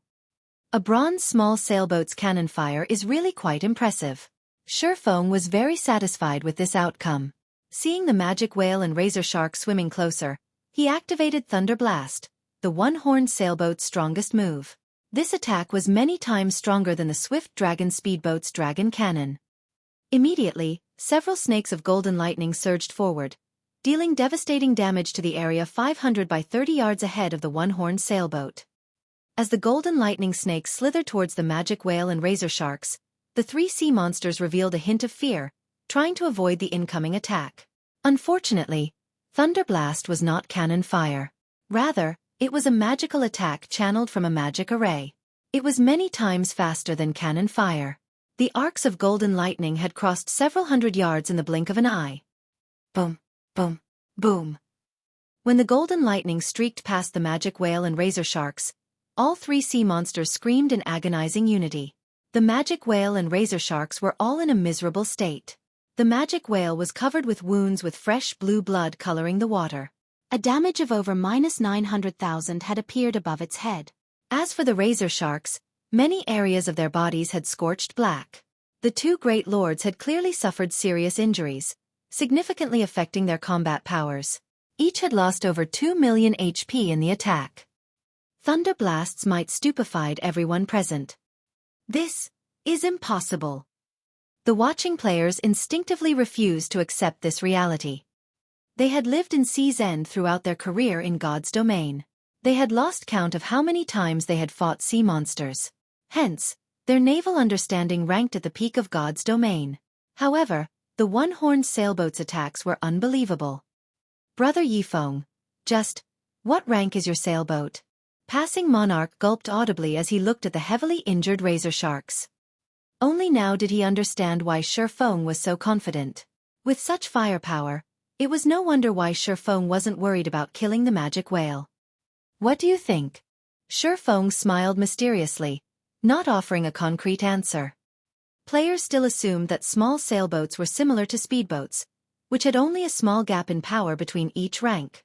They had not yet realized how vast the divide was between a common-ranked small sailboat and a bronze rank.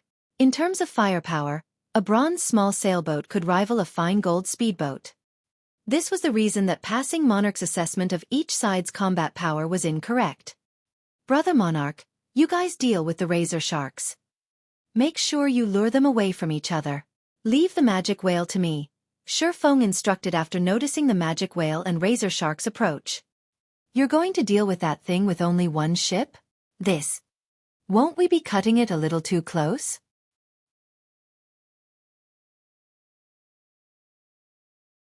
Chapter 1226. Hidden Effect of the Bronze Small Sailboat. Xueqi's commands confused Passing Monarch and the others. The one-horned sailboat might possess frightening killing power, but when all was said and done, the magic whale was still a king-class sea monster. It was still a terrifying foe. Although Silent Entropy and the other fleets relied on their small sailboats to tank the magic whale, they constantly had 2 or 3 bronze sailboats assisting from the side. The speedboats occasionally shared some of the magic whale's damage, giving the small sailboats a break. Furthermore, the one-horned sailboat only had a 32-man crew on board. In terms of endurance, it was far weaker than Silent Entropy and the other small sailboats. Without a doubt, sending the one-horned sailboat to deal with the magic whale alone was mad. If it were up to Passing Monarch and the others, they would have refused the idea. After all, it was nothing more than gambling with a small sailboat. A small sailboat's value went without saying. One wouldn't even necessarily trade such a ship for a fragmented legendary item. However, it was too late for Passing Monarch and the others to argue as Xueqi had steered the one-horned sailboat directly towards the massive magic whale. Meanwhile, the 2 razor sharks had swum around to launch a pincer attack against the one-horned sailboat from the sides. Commander, are we really not going to help him? Blue Joy asked Passing Monarch worriedly. He is the commander now. We'll only stop him if it truly seems impossible. Passing Monarch could not help but sigh. He did not know what was going through Xueqi's mind. Normally, anyone who obtained a small sailboat would treat it like a priceless treasure, avoiding anything reckless that might destroy it. Xueqi, however, pitted his small sailboat in a dogfight against a Grand Lord-ranked king-class sea monster. Looking at this situation, Passing Monarch could not help but feel sorry for the one-horned sailboat. Following which, under Passing Monarch's command, all speedboats took action. With the 4 basic mana pulse bombs Xueqi had provided them, they fired 2 bombs at each of the razor sharks, each bomb dealing over -1 million damage. Instantly, the razor sharks' aggro split between the one-horned sailboat, the Swift Dragon speedboat, and 1 bronze speedboat. As the razor sharks were about to reach the one-horned sailboat, the MTs on board the Swift Dragon speedboat and bronze speedboat used Crowd Mock, securing the Great Lord's aggro. Immediately, the 2 speedboats split up and moved away from the magic whale, the razor sharks following closely after them. The timing of Passing Monarch's commands was extremely accurate. Meanwhile, the magic whale bellowed when it noticed the one-horned sailboat approaching. 3 ice meteors then appeared in the air. Ha ha ha! Now you've done it! I want to see how you intend to clean up this mess. Identical Summer smirked when he saw the 3 ice meteors. When his and the other fleet's magic whales used Ice Meteor, they only summoned 2 attacks. Thunder Blast has surprised him. He was even somewhat jealous. However, it was obvious that this frightening firepower had angered the magic whale. Even his fleet would suffer against 3 ice meteors at the once, not to mention the one-horned sailboat, which faced the magic whale one-on-one. Leaves, look at the small sailboat in passing Monarch's fleet. The cloaked woman from the sacred temple called out in surprise and pointed at the one-horned sailboat. There are less than 50 people on board. Less than 50? 100 Leaves, who commanded her own battle, turned to look at the one-horned sailboat upon hearing this, her brows rising in surprise. They actually did something like that. This was ludicrous. She had a 100-man crew aboard her sailboat to deal with the magic whale's attacks. Yet her sailboat still lost a significant amount of durability. If the one-horned sailboat had less than 50 players on board, its durability would fall several times faster. The sailboat would likely sink to the bottom of the ocean before the 2 razor sharks were dealt with. Airoo! The magic whale bellowed as it controlled the ice meteors, aiming for the one-horned sailboat's blind spots and making its attacks difficult to dodge. In terms of speed and angle of attack, this magic whale used faster and more accurate ice meteors than the others. When the 3 ice meteors were less than 30 yards away from the one-horned sailboat, Xueqi activated Mana Drive, increasing the sailboat's speed by 30%. This allowed the sailboat to dart out of the magic whale's attack trajectory in the nick of time. After dodging the ice meteors, the one-horned sailboat's 4 thunder cannons rang out simultaneously. 4 golden beams struck the magic whale, tearing a pained cry from the Grand Lord's throat as a series of damages appeared above its head. Minus 471,847. Minus 482,187. Minus 471,974. Minus 472,079. The 4 cannons instantly devoured nearly 2 million of the magic whale's HP. Sure enough, it won't be possible to kill it with the one-horned sailboat's firepower alone. Xueqi felt a headache brew as he looked at the magic whale's HP. It seems we'll have to kill the razor sharks first and then focus fire on the magic whale. Although the one-horned sailboat was quite powerful, the magic whale could recover 2 million HP every 5 seconds. With the thunder cannon's long cooldown, it was impossible to kill the magic whale without help. Following which, Xueqi readjusted the one-horned sailboat's course, circling the magic whale while waiting for the thunder cannon's cooldown to finish. When the enraged magic whale saw that its first wave of attacks had failed to land, it used its AoE attack, Icicle Rain. Even with the one-horned sailboat's increased speed, it couldn't avoid this attack. All members, prepare to block the icicles, Xueqi shouted. Although Xueqi had issued the command, he knew it was unrealistic to expect 32 people to block so many icicles. As the icicles began to descend, Xueqi took a Tier 3 summoning scroll from his bag. Immediately, a massive golden gorilla appeared, joining the defense. Dang, dang, dang. Under Xueqi's control, the golden gorilla executed Sword's Orbit, using its arms in place of swords. This was another method of utilizing combat techniques. Only, doing so required considerably fine control and a great understanding of a combat technique. Although Xueqi could not execute Sword's Orbit through the golden gorilla as freely as with his own body, with the summoned creature's massive frame and wide attack range, it easily protected over half the one-horned sailboat from the icicle attacks. The players blocked the majority of the icicles, protecting the remaining half. Overall, less than 1/10 of the icicles had actually struck the sailboat. This outcome was on par with 100 Leaves and the others. How did he do that? The players watching from afar were flabbergasted. Despite having similarly summoned Tier 3 summon creatures, their summon creatures could only block around 1/3 of the magic whale's icicle rain.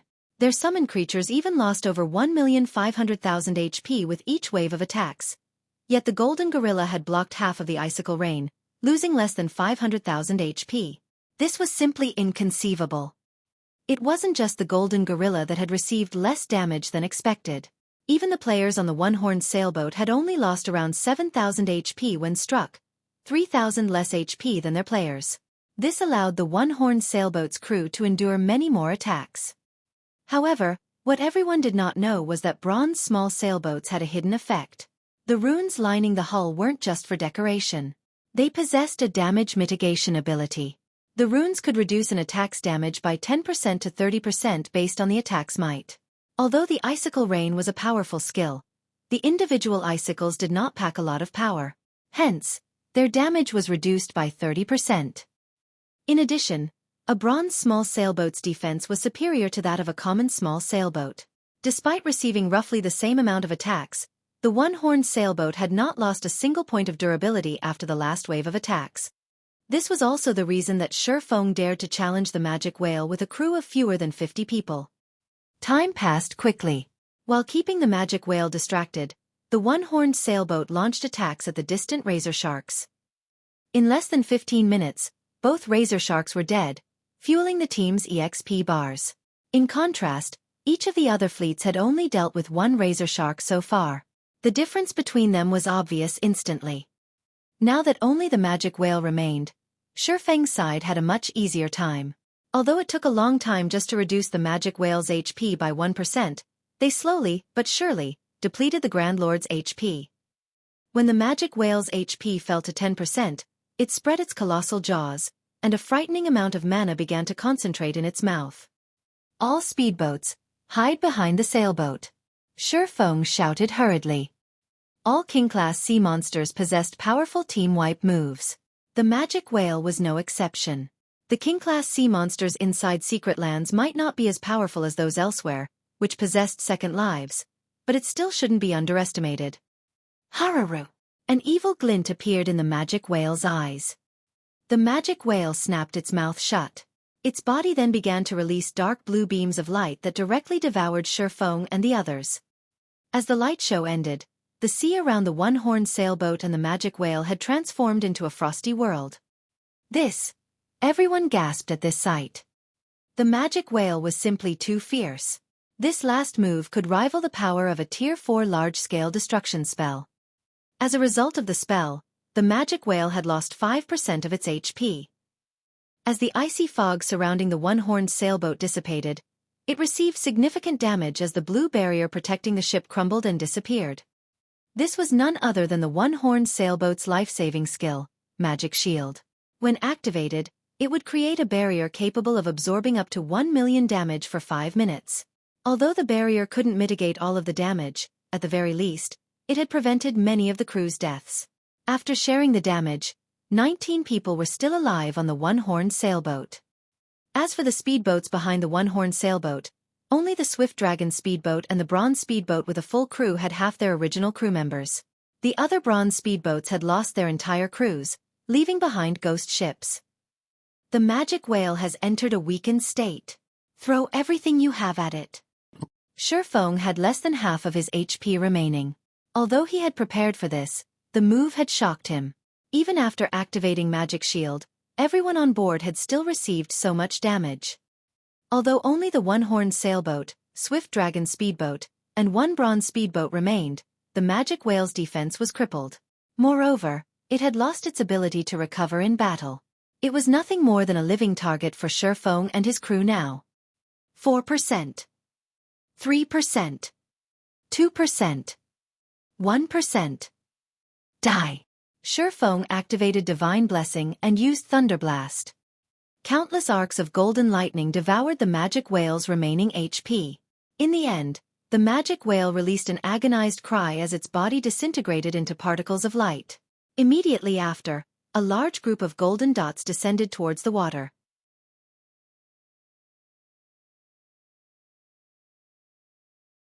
Chapter 1227. Upgrading the 7 Luminaries Ring. Chapter 1227. Upgrading the 7 Luminaries Ring. It's dead. Silent Entropy, Identical Summer, and 100 Leaves' crews were dazed for a long time after watching Xueqi and his team kill the magic whale. Even now, they had only whittled down their respective magic whales to 30% HP, and both their small sailboats and their member count had suffered significant losses. Their healers, in particular, were nearly out of mana. They were barely holding on by relying on mana recovery potions and special tools. Needless to say, the longer they continued this battle, the greater their losses would become. Damn it! Why are they the ones to kill the monsters first? Identical Summer's eyes were bloodshot when he saw the golden orbs of light floating above the water's surface. When he noticed that only a few members remained on Passing Monarch's fleet, he smiled coldly as he said, "Change our course. As long as we get the item to dock, we can get to the island without killing the magic whale." At this moment, Passing Monarch's fleet was a remnant of its past glory. On the other hand, his fleet was still in considerably good shape. With the numerical advantage, they should have no problem stealing the magic whale's loot. As Identical Summer's fleet took action, Silent Entropy commanded his fleet to charge at Passing Monarch and the others as well. The Freedom Alliance had not set any rules or signed any contracts forbidding them from attack each other in the secret land. After all, with so many legacies, it wasn't very likely that two fleets would find the same legacy. "Leaves, should we go as well?" the cloaked woman asked 100 Leaves. "Not only can we steal the item to dock on the Legacy Island, but we can also kill that person and finish the quest." The fact that Passing Monarch's fleet had managed to kill the magic whale first had given it an advantage over the other fleets. Unfortunately, the nail that stuck out was usually hammered down first. None of these players were good people. Why would they let this opportunity escape? 100 Leaves did not reply immediately. Instead, she looked towards Xueqi, who stood aboard the one-horned sailboat, various emotions flashing in her eyes. After giving the matter some thought, 100 Leaves said, "Let's wait." If it were only Passing Monarch, she would have joined in the fray without hesitation. Now, however, there was the unknown factor named Xueqi. Although Xueqi was only one person, she felt that something was off. Silent Entropy and Identical Summer did not know Xueqi's secret. The soul orb was important enough to drive even the demon god frantic, and Xueqi currently carried this item. He had also revealed priceless treasures like the Swift Dragon speedboat and one-horned sailboat. Moreover, Xueqi had displayed his skills in controlling a summoned creature, allowing the beast to exert extraordinary combat power. Most likely, not even the Sacred Temple's old monsters could accomplish such a feat no matter how she looked at it. Xueqi wasn't a simple character. It was unwise to take action against him right now. But the cloaked woman grew anxious as she watched Identical Summer's and Silent Entropy's fleet sail closer to the magic whale's loot. "Enough. I've made my decision. Let's concentrate on dealing with our own magic whale. If there is an opportunity, I won't let it get away," 100 Leaves commanded indifferently. Meanwhile, as soon as the magic whale had died, Xueqi steered the one-horned sailboat towards the dropped item's location, completely ignoring the fact that the magic whale had provided enough EXP to net him one whole level. Currently, he was at 24% of level 51. Meanwhile, Passing Monarch and the other members of the Third Fleet had leveled up twice, reaching level 45. Perhaps due to divine providence, the magic whale had dropped over 30 items. This was a considerable harvest for a monster in a secret land. The monsters in secret lands were mainly there to test players' worthiness of the final treasure. Hence, while they provided higher EXP than normal, their drop rate was generally low. Take the two razor sharks for example. Both had only dropped 4 items in total. Although the magic whale's 30-plus items were scattered, Identical Summer's and Silent Entropy's fleets were too far away. Even if they sailed at full speed, it would be quite some time before they arrived. Xueqi had more than enough time to pick up all of the loot. "Hand over the loot, and I'll let you all off the hook." Identical Summer, who arrived first, shouted at Xueqi and Passing Monarch. "If you don't hand it over, none of you will leave this place alive. I'll have my men kill you until you drop all of the loot." "Summer, you're too shameless. Didn't we agree to rely on our own skills once we enter the secret land? We killed this magic whale." Passing Monarch surveyed his surroundings and noticed that Identical Summer's fleet had already surrounded them. They would have to fight their way out now. After entering the Sea Dragon secret land, players couldn't leave the secret land during the first 6 hours. So far, only 1 hour or so had passed. With the number of players in Identical Summer's fleet, he definitely had the power to kill them multiple times. "Ha ha ha. Monarch, while we did agree to rely on our own capabilities, we never said that we aren't allowed to plunder each other's ships." Identical Summer sneered. "I don't have that much patience right now. I'll count to 3. If you don't hand the loot over, don't blame me for being ruthless. 1, 2, Both he and Silent Entropy intended to plunder passing monarch's loot. As his fleet was closer to the one-horned sailboat, he got there first. However, if Silent Entropy joined the battle, the situation would become even more complicated. If there was going to be a battle, he needed to end it quickly. Passing Monarch also understood that Identical Summer was fully capable of acting on his words. He had no way of buying more time. He turned to Shifeng and said quietly, "Brother Yifeng, rest assured. Even if I have to put my life on the line, I won't let Identical Summer get away with this. Later, I'll distract Identical Summer while you get to the island. Once you've entered the island, he won't be able to touch you." Hearing this, Shifeng was moved. Even in such a dire situation, Passing Monarch placed friendship above all else. If it were anyone else, they would have long since advised him to hand over the loot. After all, according to their contract, the magic whale's loot belonged entirely to him, not Passing Monarch. "It's fine. I'll fight with you. Worst case scenario, it'll just be one death," Shifeng said, laughing. While Passing Monarch was also moved by Shifeng's response, he sternly insisted, "Don't be stupid. The island houses the strongest legacy in the Sea Dragon secret land. If you clash with Identical Summer, you might even lose your small sailboat. Since you have no intentions of abandoning me and are treating me like a brother, I, Yifeng, will treat you as a brother as well. I would never abandon a brother." Shifeng shook his head as he glanced at Passing Monarch. "Besides, if it really comes down to a fight, we don't know who will win or lose." 3. Identical Summer's expression twisted as Shifeng and Passing Monarch showed no signs of giving up. "Annihilate them. Don't let a single person get away." As Identical Summer issued his command, numerous cannons rang, all of them bombarding the one-horned sailboat. To Identical Summer's fleet, speedboats were no threat. As long as the players on board the one-horned sailboat were annihilated, the battle would be over. "Since you want a fight, come." Shifeng simply smiled as he watched cannonballs fill the sky. He then rapidly leveled up the 7 Luminaries ring. The 7 Luminaries ring was the best epic ring Shifeng had seen thus far. It provided immense help to any player that wore it. Shifeng hadn't leveled the ring for quite some time. Due to the 7 Luminaries ring high demand for EXP, he hadn't bothered doing so until now. Now that he was level 51, he could start leveling the ring once again. Immediately, Shifeng upgraded the Aura of Fire, Aura of Wind, and Aura of Earth to Tier 1, which in turn upgraded Firestorm, Windrider, and Absolute Defense to Tier 1. In the blink of an eye, Shifeng fell to 2% of level 50.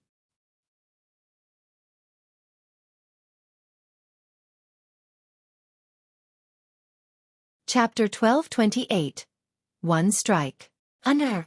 Chapter 1228. One Strike.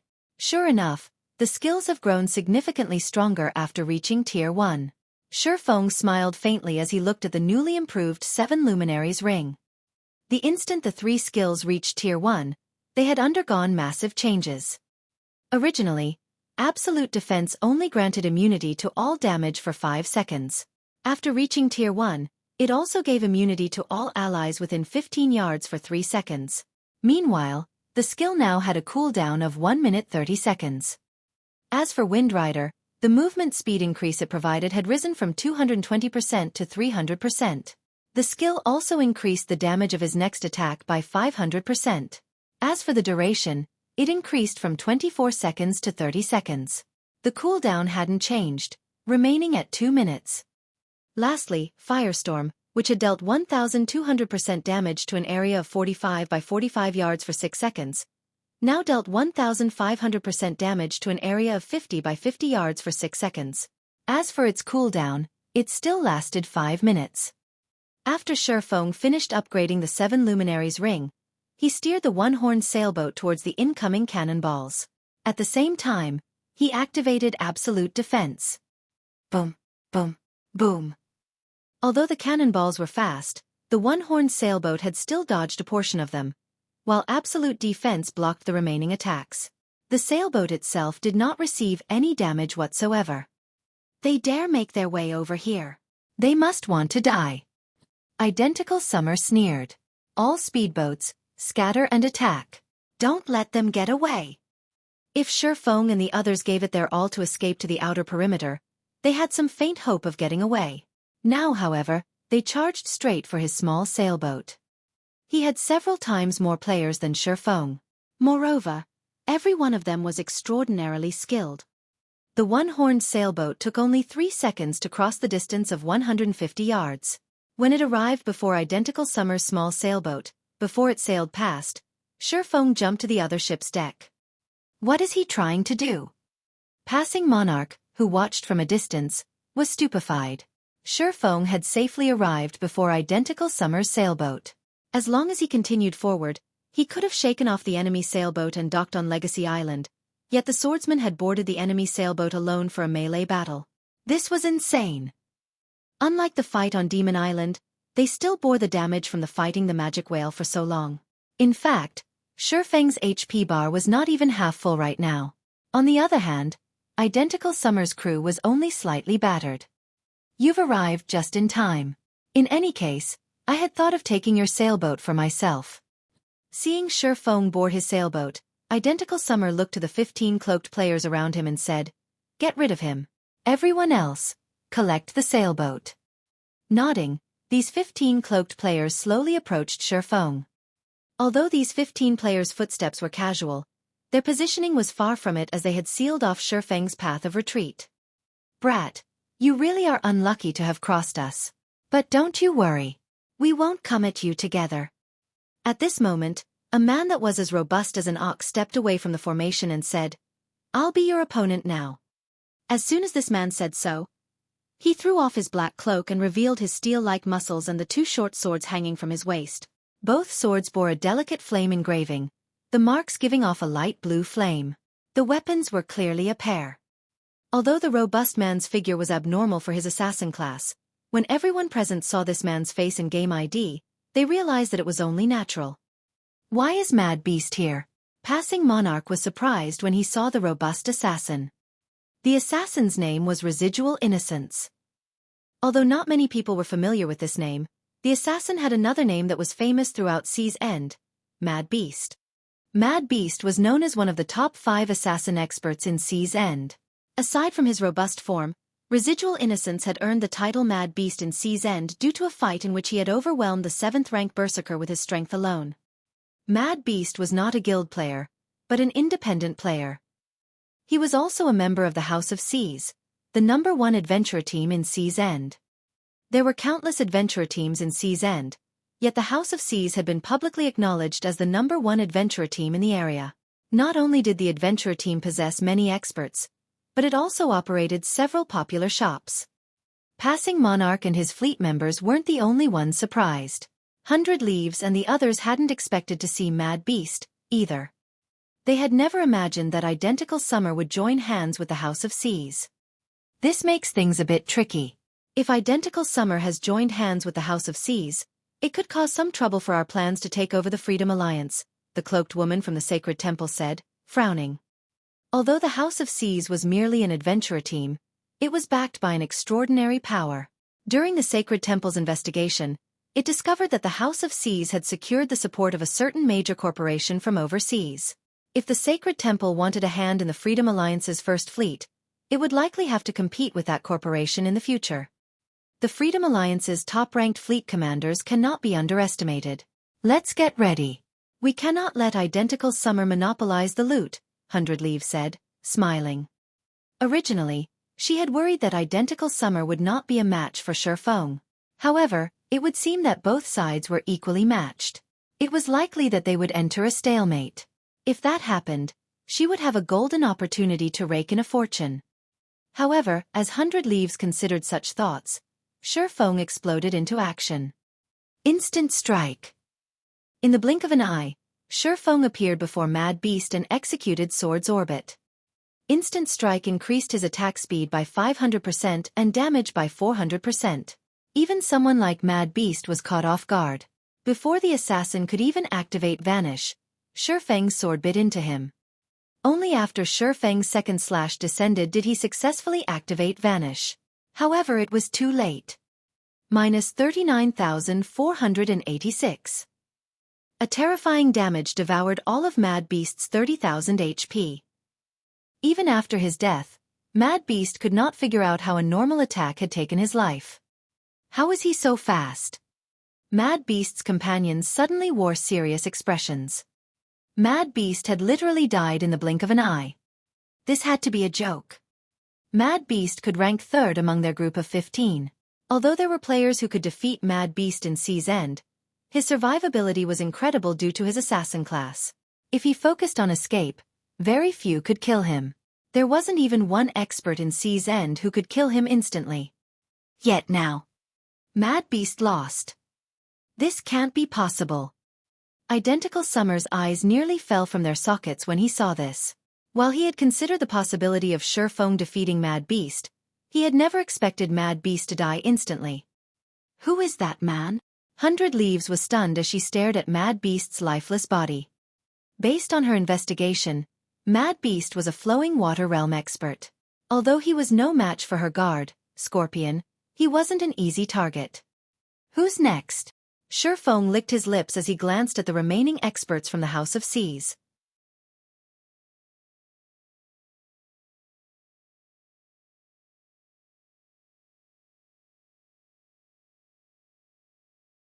Chapter 1229.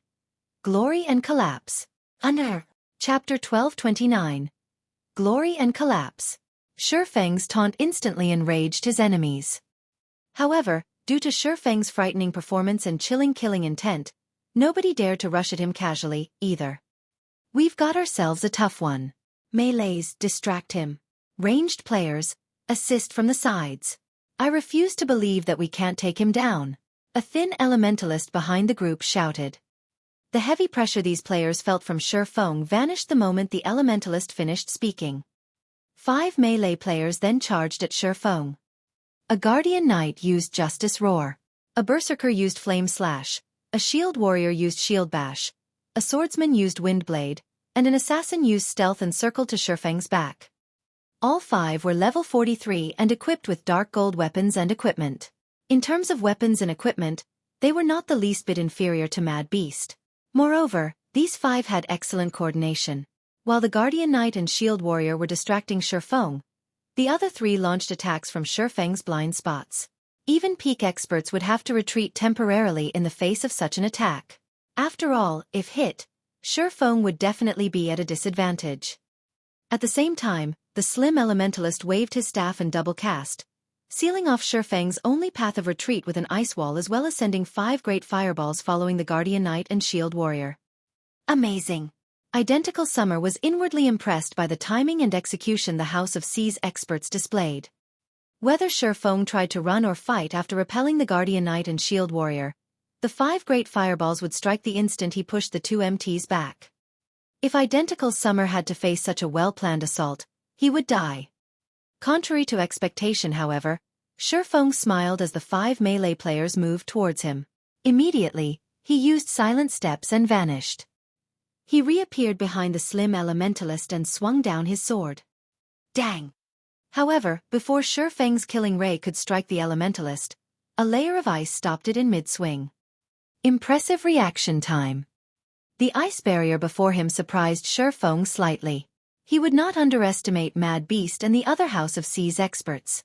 Otherwise, he wouldn't have used Instant Strike right from the start. The House of Seas had been one of the 6 major maritime trading firms in the past. The wealth it amassed was unimaginable. Meanwhile, to grow one's business to such an extent, one first needed enough strength to protect it. In fact, Mad Beast and the others represented the House of Seas' strength. They were all incredibly strong, and everyone had been an apex expert that had reached Tier 5. Even on land, the House of Seas had been strong enough to challenge super guilds. After Xueqi's attack met the elementalist's ice barrier, the other House of Seas members reacted and bombarded Xueqi with attacks. Dozens of arrows and spells flew at Xueqi, giving the swordsman no other choice but to retreat momentarily. Be careful. This bastard has quite a few instantaneous movement skills. The elementalist warned his companions. Don't hold back. If not for Xueqi's previous display against Mad Beast, even he would have been slow to react. He was second in command in the House of Seas, nicknamed the Frost Saint. He had also been born with faster reactions than most ordinary people. Even so, Feng had nearly caught him off guard and killed him. This proved that Feng's basic attributes and combat standards were extraordinary. I really never imagined that we would one day meet an opponent that could force all of us to activate our berserk skills and work together. The shield warrior sighed as he looked at Feng, who remained unharmed. However, he did not take the situation lightly as he activated his berserk skill. Immediately, his HP doubled, soaring past the 70,000 threshold. His strength and agility attributes had also improved significantly. Charge! This guy's too nimble. I'll try to restrain him. A distant ranger announced as he took 5 silver arrows from his bag. Savage, you're so generous. The shield warrior chuckled as he glanced at the silver arrows. The ranger named Savage treasured these silver arrows, each worth 10 gold coins. Crafting the arrows required many rare materials. Aside from dealing with Grand Lords, he had never seen Savage use the arrows on anything. Just one of those silver arrows packed enough power to injure a Grand Lord, not to mention 5 of them. Even if he activated a life-saving skill, he couldn't avoid the ranger's treasures. He should be proud to die under my arrows, Savage boasted as he activated his berserk skill and released his bowstring. Xiao! All 5 silver arrows flew towards Feng simultaneously. As the silver arrows sliced through the air, they twisted the space around them. Gravity arrows? Feng frowned when he saw the incoming arrows. Originally, he had intended to preserve some of his skills, but he scrapped that idea.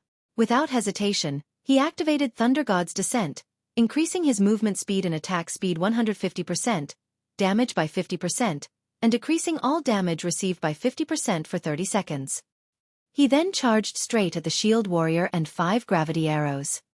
As tightened his grips on his 2 swords and brandished them, starlight sparkled around him. Swords orbit. Pang, pang, pang. Feng's blades repulsed the shield warrior instantly, forcing the man to take several steps back. As for Feng himself, he was knocked back by roughly 8 yards, his blades emitting a low hum. He blocked them? Savage's mouth twitched. Sure enough, fighting so many refinement realm and above experts is taxing. Feng revealed a bitter smile as he glanced at his trembling hands. He had lost 10,000 HP when he had blocked the 5 gravity arrows. Without Thunder God's Descent, he would have lost double that. He only had around 10,000 HP remaining. Normally, killing any one of these players in a one-on-one would be a piece of cake with his level, weapons, and equipment. However, even he couldn't end this battle in a short time with these 14 players working together. His best option was a battle of attrition, slowly wearing down his opposition. Unfortunately, it was obvious that he didn't have that luxury. Currently, identical Summer's men had already begun to clash with Passing Monarch and the others. It was only a matter of time before so many enemies annihilated Passing Monarch and his fleet. It seems that I don't have the option of holding back any longer. Feng sighed. He then activated Heavenly Dragon's power. He had yet to reach the Legacy Island. Nobody knew what would happen once they docked. In addition to the time limit, Feng had wanted to conserve some of his strength in case of emergency. However, now that the House of Sea's experts had already their berserk skills, he had lost his advantage of higher basic attributes. The slim elementalist felt a chill crawl down his spine when he saw this situation. He immediately shouted, "Careful! He has used his berserk skill. Damn it! How is he so strong?" Frost, find an opportunity to use a Tier 3 magic scroll. We'll pay for this trade. The House of Sea's members wore serious expressions. They glared at Feng as if he were their greatest enemy, focusing on the swordman's every move. Meanwhile, Feng no longer held back. Wind Rider. In the blink of an eye, Feng appeared before the slim elementalist, who had been 16 yards away. He swung down his sword. It was a simple and straightforward slash. However, despite such a simple attack, the elementalist couldn't dodge in time. He was forced to use Blink, instantly appearing 15 yards away.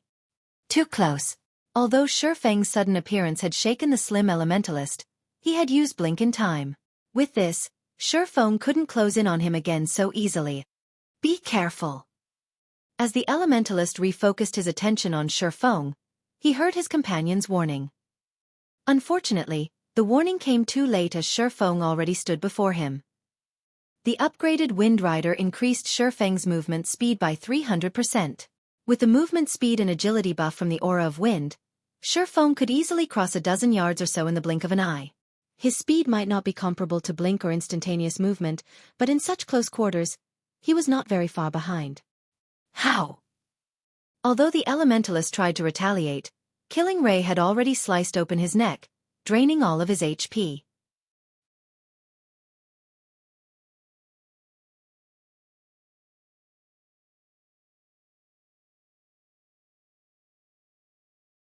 Chapter 1230. Horrific Difference. Under. Chapter 1230. Horrific Difference. So fast. Everyone on the sailboat glared at Shifeng as if he were a powerful enemy. Despite Shifeng being alone and having less than 25% of his total HP, they somehow felt as if they were at a disadvantage. However, Shifeng did not plan to give the crowd around him time to react. Advancing, he dashed towards his next target. Everyone, attack! Do not let him leave here alive. Identical Summer shouted. Summer, if everyone attacks him, who will deal with passing Monarch's fleet? Heavenly Spider asked as he watched their fleet members currently engage passing Monarch's fleet. Ignore them. This brat is our most important target. Identical Summer snapped, rolling his eyes at Heavenly Spider. Passing Monarch was but a fish on a chopping block. Shifeng was different. If they didn't stop him quickly, his frightening combat power would cost them dearly. Under Identical Summer's command, his fleet members shifted their focus to Shifeng. Only a small number of players remained to distract passing Monarch and the other third fleet members. Identical Summer's assumptions were correct. Even a peak expert would be hard-pressed to avoid every attack if surrounded by plate armor classes and over 100 melee players. More melee players waited on the side as well, waiting for an opportunity to strike. Even an assassin with high survivability would not escape death. Unfortunately, Shifeng wasn't what they expected. With Wind Rider's movement speed increase, it would be very difficult for ranged classes to get a lock on the swordsman. Moreover, Shifeng's range wasn't limited to the ship's deck. He could also fly through the air. He could easily throw off his opponents and dodge attacks with abrupt turns and stops mid-air. Furthermore, fighting on the small sailboat was convenient for Shifeng. In the cramped space, he didn't need to chase his enemies. He could easily arrive before another player with a few steps. Shifeng slaughtered one player after another. Every time he swung one of his swords, one of Identical Summer's fleet would lose their life. The shield warriors with over 35,000 HP were no exception. There was already a massive gap between their levels. After Shifeng activated Heavenly Dragon's power, his strength had also increased by 150%. In addition, he had Angry Tyrant's passive skill, Blood Frenzy, which increased his strength by another 20%, attack speed by 30%, and reduced damage received by 20% when his HP was below 50%. He could even kill shield warriors with high HP and defense instantly if the latter did not activate shield wall in time. In 10 short seconds, Shifeng had killed 11 people, yet his HP had not decreased. Rather, it had begun to recover. Heavenly Dragon's power increased his HP by 500% and defense by 300%. This put his maximum HP at over 210,000. With his battle recovery, he could regenerate 1% of his HP every 5 seconds. When normal arrows struck, Shifeng only took around -400 damage. In the case of frost arrows or fireballs, due to Shifeng's high magic resistance, they dealt even less, with each attack dealing around -200 to -300 damage. During the 10 seconds of combat, Shifeng had been struck 3 times. However, these 3 hits had been extremely expensive. Each attack had cost the House of Seas a Refinement Realm expert. How is this possible? How is his HP increasing without a healer? Identical Summer felt his skin grow cold as he watched Shifeng eliminate his fleet members. What kind of monster is he? Every member of his fleet that he had brought with him to the secret land was an expert, yet against Shifeng's blades, they were no little more than thin sheets of paper. This transaction has cost us. Morning, help me pin that guy down. I'll use the space-shattering arrow to finish him off. The ranger named Savage whispered to the guardian knight before him. 1 second. I just need him to stay still for 1 second.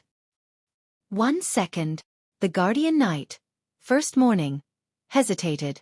He could hold down any other expert for 10 seconds easily, much less one. However, Xueqi was simply too strong. Even with his berserk skill, he was not confident in holding Xueqi down for that long. I'll give it a trial. Savage did not say anything in response. Instead, he retrieved a crimson arrow from his bag, removing the seal placed upon it. The Ranger class wasn't like other classes. Aside from the player's attributes and bow, their arrows played a major role in how much damage they dealt. With a powerful arrow, a Ranger could even display several times more combat power than usual.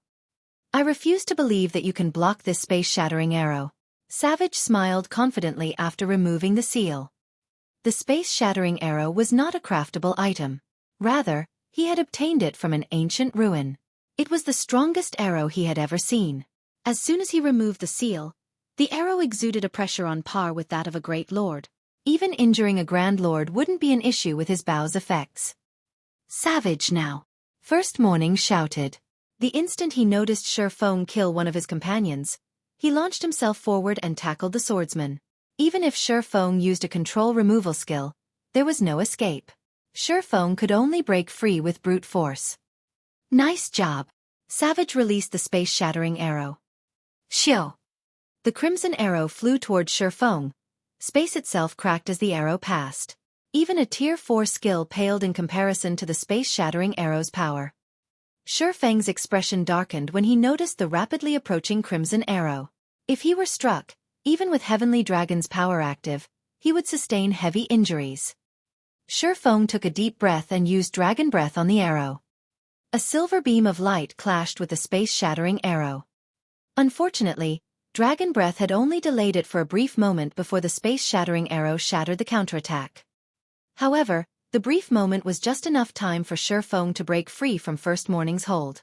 Almost instinctively, he executed a complicated, mystical footwork technique before vanishing. Void steps. He disappeared? First Morning cried out in confusion. Although he searched for Xueqi, the space-shattering arrow had already pierced his heavy armor. Not only had the arrow killed the Guardian Knight instantly, but it had also punched a hole in the small sailboat. How was this possible? Savage couldn't believe his eyes. The space-shattering arrow was extremely fast. While Xueqi's speed was frightening, he shouldn't be able to dodge the arrow yet. Xueqi had used Dragon Breath to stop the space-shattering arrow temporarily. He had then used the brief delay to break free from First Morning's hold and dodge the Ranger's attack. This was the first time he had ever seen such a fine, bold strategy. Where is he? Identical Summer muttered in confusion. Even after searching the deck, he didn't catch a glimpse of Xueqi. However, after Identical Summer had finished his 3 words, a blue longsword emerged from his chest. You! Identical Summer tried to turn his head. Before he had noticed, Xueqi had stood right behind him. Although he couldn't see Xueqi's appearance due to the black cloak, he could somehow tell that Xueqi had flashed him a ridiculing smile. All this time, he had thought himself the hunter, but in reality, he was the prey. Only after Identical Summer's HP reached 0 did he finally realize that he had fallen into a monster's den without knowing it. Identical Summer's death had frozen every member of his fleet in shock. Despite an assault from so many people at once, not only hadn't Xueqi's HP dropped in the slightest, but the man had also taken their commander's life. How were they supposed to defeat such a monster? Retreat! No one knew who had shouted this word, but everyone instinctively followed the command. You want to escape? Do you think it'll be that easy? Following which, Xueqi raised Killing Ray high and activated Lightning Edge against the fleeing players. As Lightning Edge had a 0.5-second channeling time, it had limited effects against expert players. As he had previously stood in the center of the deck, he wouldn't have been able to hit as many players. Now, however, he stood at the tip of the stern. Lightning Edge's range was more than enough to cover the entire small sailboat. In addition, as these players turned their backs to him and fled, they had lowered their guard against the attack. Countless arcs of lightning shot forth from Killing Ray. Although some experts reacted quickly and dodged in time, over half of the team, consisting of over 100 players, died instantly. As for those who survived the attack, They had already jumped ship. Let's go! After Identical Summer, the small sailboat's captain, had died, Xueqi smiled in satisfaction. Now, even without Identical Summer's permission, any player could simply steer the sailboat away. Following which, Xueqi sailed towards the Legacy Island. As for Passing Monarch and the others, they followed closely after on the One-Horned Sailboat and Swift Dragon Sailboat. Only now did Silent Entropy's fleet arrive. "Commander, are we going to chase after them?" An indifferent man in blue mage robes asked as the fleet commander. "Forget it. The battle is over. If we fight that person, we'll likely let that little girl take advantage of us. Let's head back and finish off the magic whale." Silent Entropy shook his head as he watched the distant Xueqi.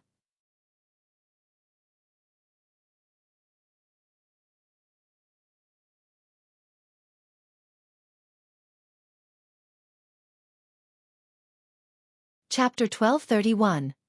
Hidden Reward for the First Kill. Chapter 1231. Hidden Reward for the First Kill. It's over. Disappointment flashed in 100 Leaves' eyes when she saw Silent Entropy's fleet turn back. Originally, she had thought that she could get to understand Xueqi more through Silent Entropy and the others. In the end, however, the outcome wasn't what she had hoped for. After watching Xueqi's battle with Identical Summer's fleet, she ended up with even more questions than before.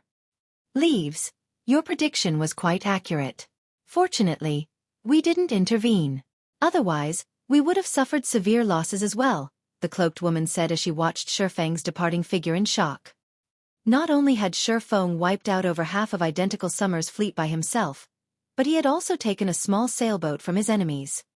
Even in the sacred temple, there were only a few people capable of such a feat. When Xueqi had dodged the Crimson Arrow, in particular, he had displayed perfect timing and skill usage. Had his aim with the skill been off, he would have lost his life then and there. Could he be a domain realm expert? The cloaked woman suddenly thought of this possibility and shuddered. Domain realm experts were peak existences even in the sacred temple. The guild would host an all-day celebration if such an expert joined. The cloaked woman also knew how fearsome a domain realm expert was, as she had once fought one. Despite both parties having the same level and attributes, the battle had been completely one-sided. She had not even injured her opponent before her HP dropped to nothing. The fact that Xueqi had kept up with the Crimson Arrow was already impressive, not to mention counterattacking the arrow with a skill of his own. Without sufficient understanding and perception of physics, the feat would have been impossible. She was a Void Realm expert the Sacred Temple had nurtured. Although she had only recently reached the Void Realm, she knew that she was not capable of using a skill to strike an incoming arrow. A Domain Realm expert. 100 Leaves fell into deep thought. She felt both fortunate and frustrated. If Xueqi really was a Domain Realm expert, then it would be impossible to kill him with their forces. After all, the previous fight had shown her that Xueqi was a true monster when it came to basic attributes. With both the advantage in basic attributes and combat standards, how were they supposed to defeat him? Currently, there were only two known methods to deal with Domain Realm experts.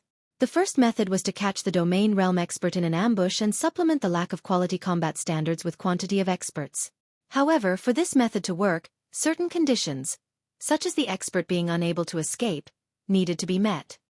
The second method was to use a special tool to catch the other party off guard. Similarly, however, certain conditions needed to be met for this to work. Dealing with Domain Realm experts gave the various superpowers headaches. Not only were they extremely powerful, but they were also very hard to kill. Hence, the various superpowers normally avoided provoking Domain Realm experts, trying to recruit and befriend them as much as possible. Understanding 100 Leaves' worries, the cloaked woman suggested, "Leaves, why don't I use that?" They had the full support of the Sacred Temple for their operation. Hence, the Sacred Temple had provided a considerable amount of assistance. Aside from experts, the temple had supplied extremely powerful tools. This was also why they were so confident in obtaining the greatest legacy of the Sea Dragon Secret Land. Forget it. Even if they dock, it won't be that easy to obtain the legacy. Sighing, 100 Leaves said, "Let's get rid of the magic whale for now." Xueqi and the others rested on Legacy Island shore. After the battle with the magic whale and Identical Summer's fleet, the team members were badly battered. Meanwhile, dangers plagued the island. They had to recuperate before searching for the legacy. What a huge harvest! Xueqi was ecstatic as he smiled at the crystal bottle in his bag. This crystal bottle contained none other than identical Summer's small sailboat. Although it was only a common small sailboat, its value far outstripped that of epic items. With the addition of this small sailboat, Zero Wing's naval power would increase significantly. Moreover, the magic whale had dropped a plethora of relatively valuable items. Although its loot could not compare to that of king-class sea monsters in the outside world, every item among the 30+ that had dropped was a treasure in its own right. The magic whale skin, in particular, could strengthen ships. Xueqi even regretted not killing a few more magic whales. Magic whale skin, dark gold rank tool. Improves a ship's defense by 10%, movement speed by 3%, and durability by 10 points. A maximum of 3 magic whale skins can be used to strengthen a ship. While players could modify their ships in God's domain, the risk was quite high. A single mistake could ruin the ship entirely. However, there was also a risk-free method to strengthen a ship by using certain precious tools. In the past, the best ship-strengthening tool Xueqi had seen was only secret silver rank. Said tool was only capable of increasing a ship's defense by 5% and durability by 3 points. Even then, it could have easily sold for 500 gold on the market. One might consider the price steep, but many had fought over the item like crazy. If one used a ship-strengthening tool on an advanced speedboat, it wouldn't be worth the 500 gold. However, if used on a bronze speedboat or above, one could easily earn back their investment. Now, a total of 8 magic whale skins had dropped. Just looking at them excited Xueqi. The magic whale had also dropped 2 items that Xueqi valued above the rest. One of them was a growth-type support tool called the Alchemy Pot. The Alchemy Pot could increase a player's alchemy success rate. To alchemist players, this item was worth no less than an epic item. As for the other, it was the map of Sea God's Island, which was the name of the legacy island they rested on. The map recorded all of the island's secrets, and it allowed players to reach the legacy without wasting a lot of time with exploration. Is this the benefit of getting the first kill of a magic whale? Xueqi smiled at the Sea God's Island map in his hands. No one would have imagined that getting the first kill on the magic whale would offer such a benefit. Otherwise, Silent Entropy and the others would have used everything they had to kill their magic whales first. Brother Xueqi, you are incredible. You wiped out so many experts all by yourself. You are the strongest player I've ever seen. Reverence filled Blue Joy's eyes as she praised Xueqi. The Third Fleet had clashed with identical Summer's Second Fleet in the outside world frequently. She knew full well how powerful identical Summer and his subordinates were, yet Xueqi had not only defeated them so easily, but he had also killed the House of Sea's mad beast with a single hit. Finally, Xueqi had even stolen Identical Summer's small sailboat. Identical Summer was most likely dying inside right now. Blue, don't just praise Brother Xueqi. Didn't you see my heroic performance? I faced Heavenly Spider and 3 of his experts at the same time. Passing Monarch boasted. Commander, Brother Xueqi only used one move to annihilate over half of Identical Summer's experts.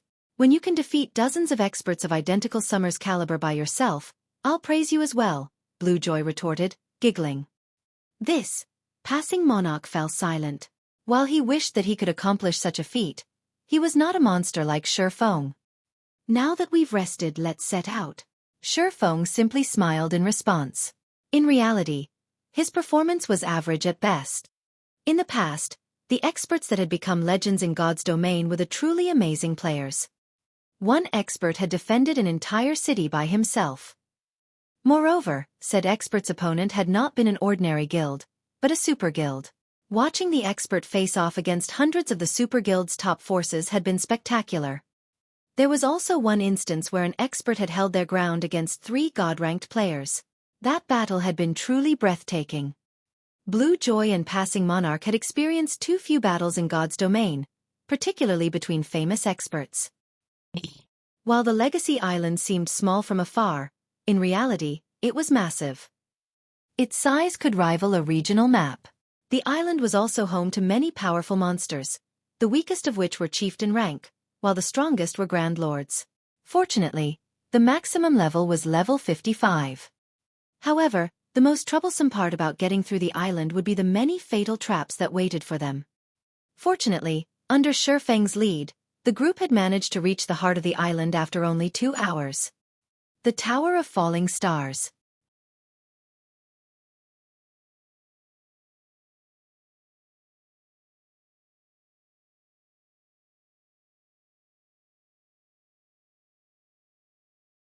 Chapter 1232. Cities Management Rights. Under Chapter 1232. Cities Management Rights. This should be where the legacy is. Excitement flashed in Passing Monarch's eyes as he looked at the tower hidden in the gorge. He was impressed by how fast Xueqi had found the greatest legacy of the Sea Dragon. On his last visit to the Secret Land, the Third Fleet had taken over 4 hours to clear the trials. Afterward, they spent the remaining time searching Legacy Island. However, they failed to find the legacy and lost some of their members to the island's various traps.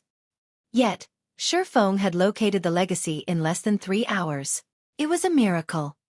Although Passing Monarch was a little frustrated that Xueqi would be the one to obtain the greatest legacy, after giving the matter some thought, it was much better than letting it fall into Silent Entropy or the others' hands. Moreover, if he had Xueqi's help later, he should have no problems obtaining the legacies in the 50-yard grottos. He could then stabilize his fleet's position as Third Fleet in the Freedom Alliance. Had he not cooperated with Xueqi, his fleet would have likely fallen to 7th or 8th Fleet after this expedition. If that happened, his fleet would no longer qualify to use the Freedom Alliance's large shipyard. When Xueqi saw the Tower of Falling Stars, although he was slightly excited, he did not hurry to approach the tower. Rather, he turned to Passing Monarch calmly and quietly asked, "Brother Monarch, are you interested in a trade?" At this point, he practically had the Sea God's legacy in the bag, fulfilling his initial goal in coming here. However, Zero Wing currently lacked both money and resources to develop. The Candlelight trading firm's income was not enough to sustain Zero Wing. If he wanted to increase the Candlelight trading firm's income, he needed to expand. Meanwhile, the Freedom Alliance occupied 3 of the 12 major cities in the sea's end. If he could set a shop up in each of these 3 cities, the trading firm's income would skyrocket. However, setting up shop in these major cities would not be as easy as it was on land, where all he needed was a sufficient amount of reputation and coins. When purchasing a shop in Sea's End's NPC cities, one did not require any reputation. Instead, a player needed the approval of the city's manager. This was similar to how player-constructed towns and cities operated. Due to this, Sea's End's businesses hadn't developed over much.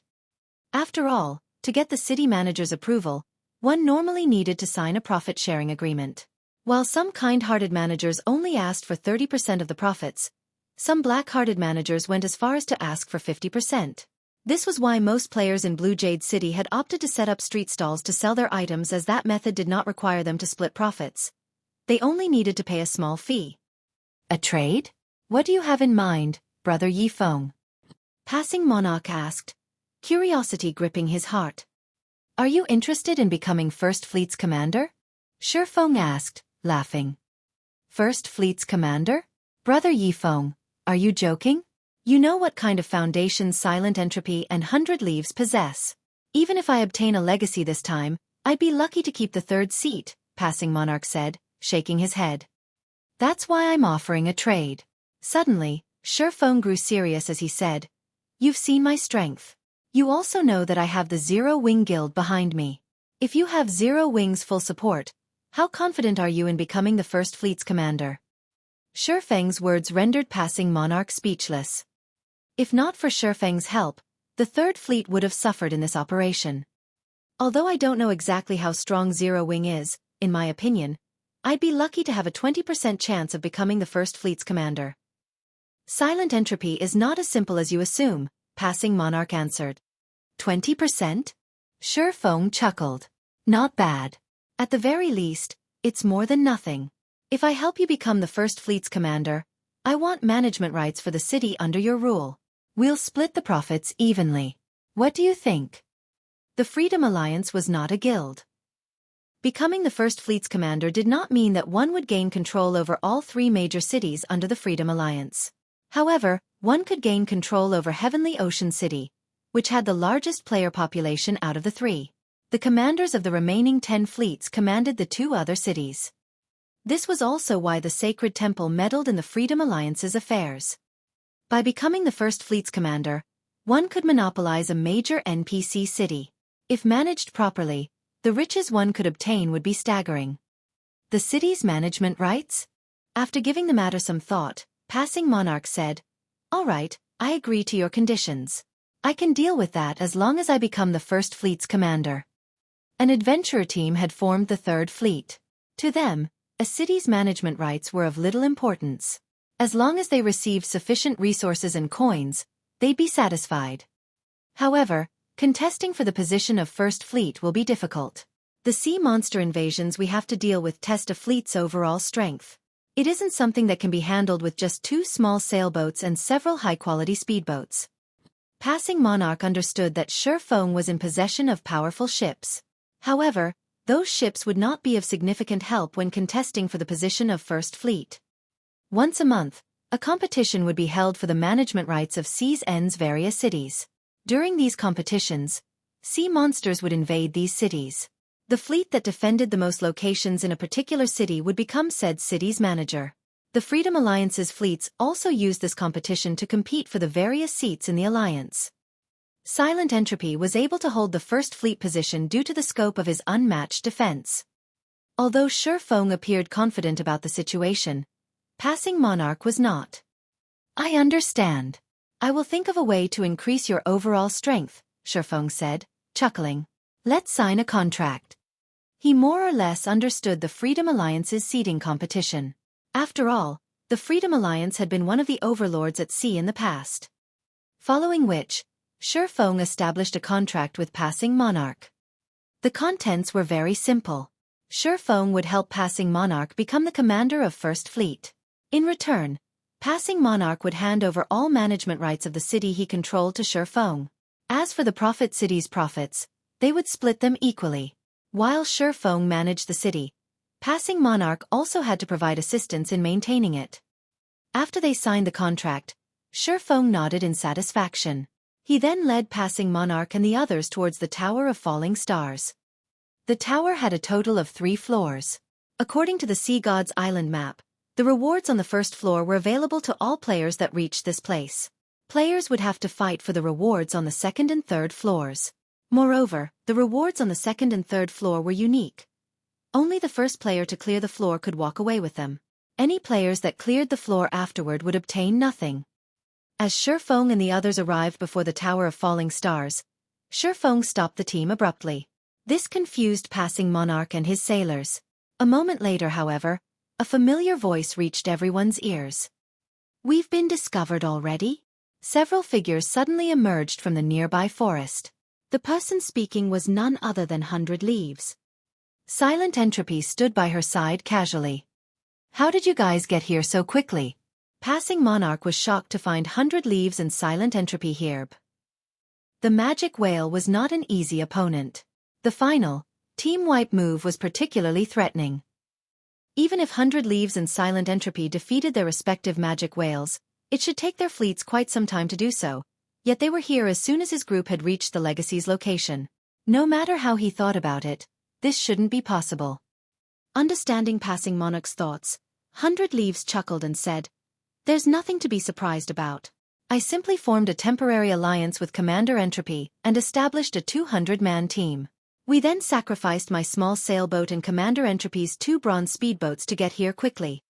Although we sacrificed a lot, fortunately, we caught up to you. Otherwise, the Legacy really would have fallen into your hands." Passing Monarch could not help his astonishment.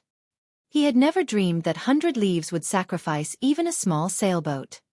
"Commander Leaves, your subordinate is truly amazing. Even in such a situation, he managed to track us." Xueqi offered his admiration as he glanced at the cloaked assassin beside 100 Leaves. On their way here, he had tried to hide their tracks as much as possible. To track them, one needed to have leveled their tracker subclass to master rank at the very least. "Well, enough talk. Since we're here, we should conclude this matter."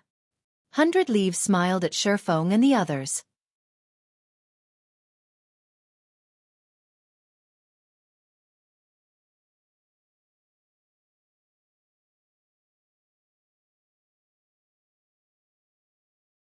Chapter 1233.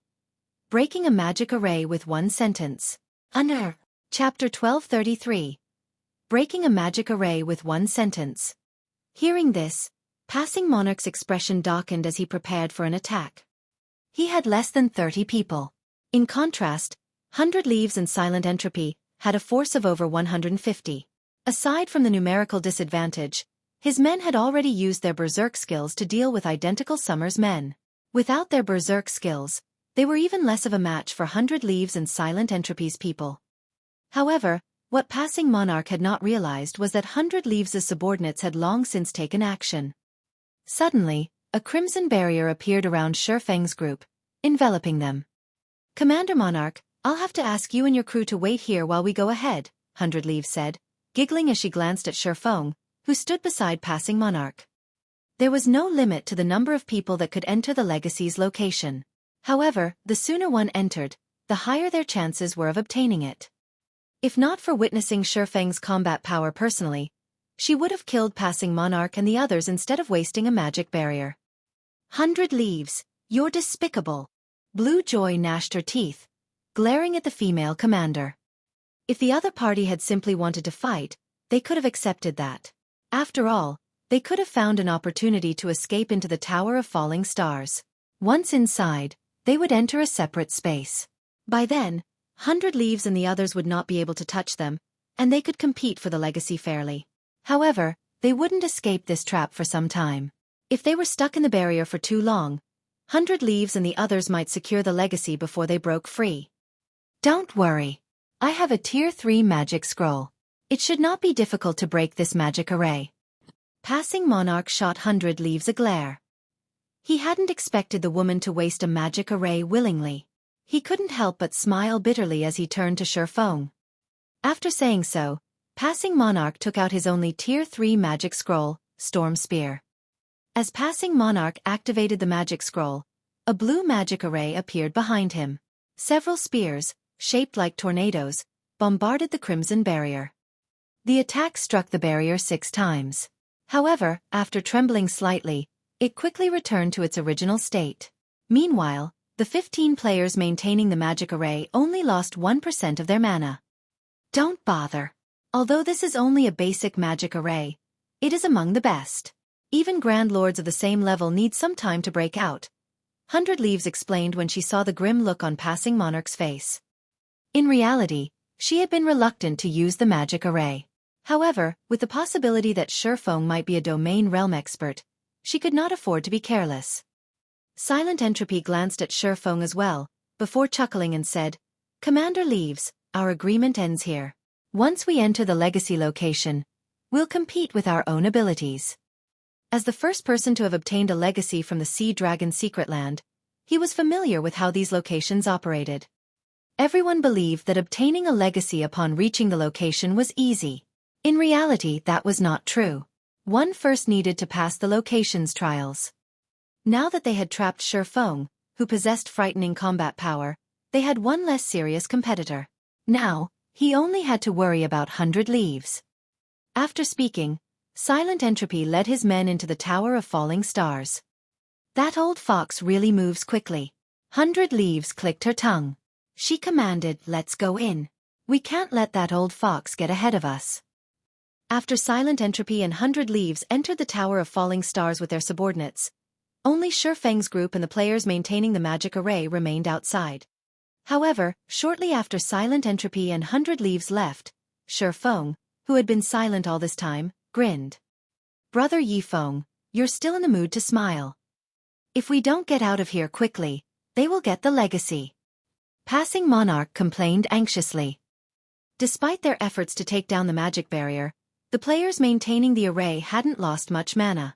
At this rate, they would need an hour of constant attacks before they could escape. "Relax. We'll be able to get out of here quickly," Xueqi consoled, chuckling. "With just you?" "Maybe in another 100 years." One of the elementalists maintaining the array laughed when he heard Xueqi's boast. "This magic array is a 6-star Crimson World, an extremely rare basic magic array. It can even hold Grand Lords for a short time. Am I right?" Xueqi chuckled as he asked the elementalist. "How do you know this array?" the elementalist cried out in surprise. Before 100 Leaves had given them this magic array, they had neither heard of it nor seen one before. What do you think? Xueqi did not bother answering. Instead, he offered a sophisticated smile. In the past, the 6-star Crimson World had been the Sacred Temple's trademark magic array. The temple had frequently sold the magic array for a steep price. Just one magic array scroll had cost 5 gold coins. To complete the set, one needed 15 scrolls. The magic array had been used in dungeon raids specifically. As players progressed to the game, encountering 2 bosses at once in large-scale team dungeons became common. To cope, players had normally trapped one boss while dealing with the other. He couldn't possibly tell them that he had purchased the magic array in the past. So what if you know about it? Do you think you can escape just because you know its name? The elementalist asked contemptuously. The other players maintaining the array nodded in agreement. They considered Xueqi's words to be nothing more than baseless arrogance. You guys, attack the 6 corners. Immediately, Xueqi commanded his group. In God's domain, all magic arrays had weak points. Only, players didn't usually know them. Had his enemies used a relatively rare magic array to trap him, he wouldn't have known how to break it. However, he was very familiar with the 6-star Crimson World. If 100 Leaves had to blame anyone, she should blame the Sacred Temple for selling so many basic magic arrays in the past. Following which, under Xueqi's command, the team ruthlessly attacked the array's 6 corners. The magic barrier, which had been unshakable, began to tremble violently. Their combined efforts were even more effective than passing Monarch's Tier 3 magic scroll. Meanwhile, the players maintaining the array watched their mana deplete rapidly. Each wave of attacks stole 2% of their mana. After several dozen waves, the 15 magical class players' mana fell below 50%.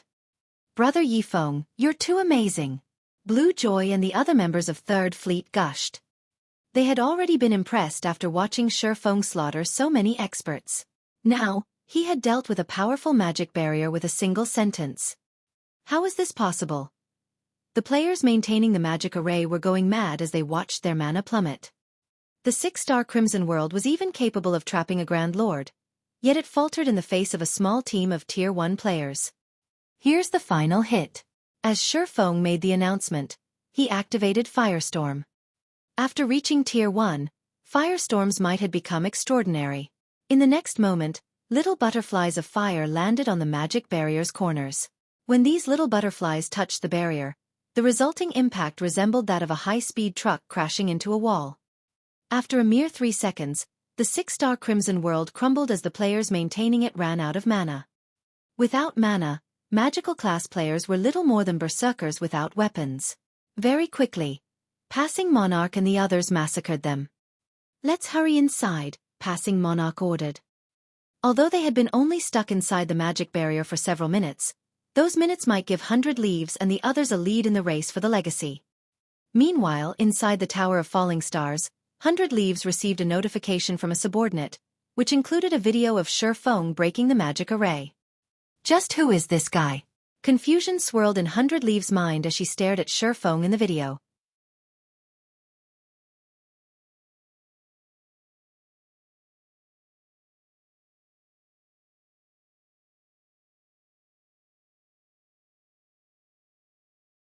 Chapter 1234. Secret Footwork Technique. Under. Chapter 1234. Secret Footwork Technique. After 100 Leaves watched the video of Xueqi taking command, her expression grew grim. The 6-star Crimson World was unique to the Sacred Temple as they had the only magic array design. Even now, they had never announced this to the public. No matter how she looked at it, Xueqi couldn't have located the 6-star Crimson World's weak points coincidentally. It seems I'll have to report this to the guild leader. 100 Leaves' gaze remained fixed on Xueqi in the video. Originally, the guild had planned to make a fortune with the 6-star Crimson World. The fact that someone had discovered the array's weak points was no trivial matter. 100 Leaves immediately contacted her superior. Interesting. There's actually someone capable of locating the 6-star Crimson World's weak points. The handsome man wearing exquisite blue robes in the video replied, a faint smile appearing on his face. This person is a problem. We need to teach him some humility. I'll send Uncle Lee and the others over. Keep an eye on that player. You're sending Uncle Lee? 100 Leaves could not help her growing joy. This is great. With Uncle Lee's help, this guy is doomed. The Sacred Temple was a super guild that recruited a large number of new talent every year. Various outstanding players rose within the guild each year as well.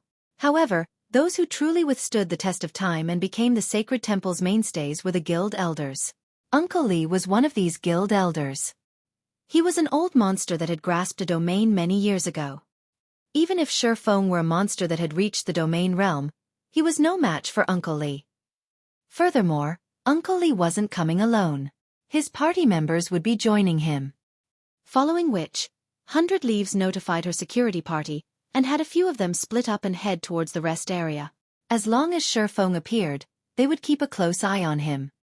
Inside the Sea Dragon's secret land, whether one obtained a legacy or not, they would be automatically transferred to a rest area once their time in the secret land was up.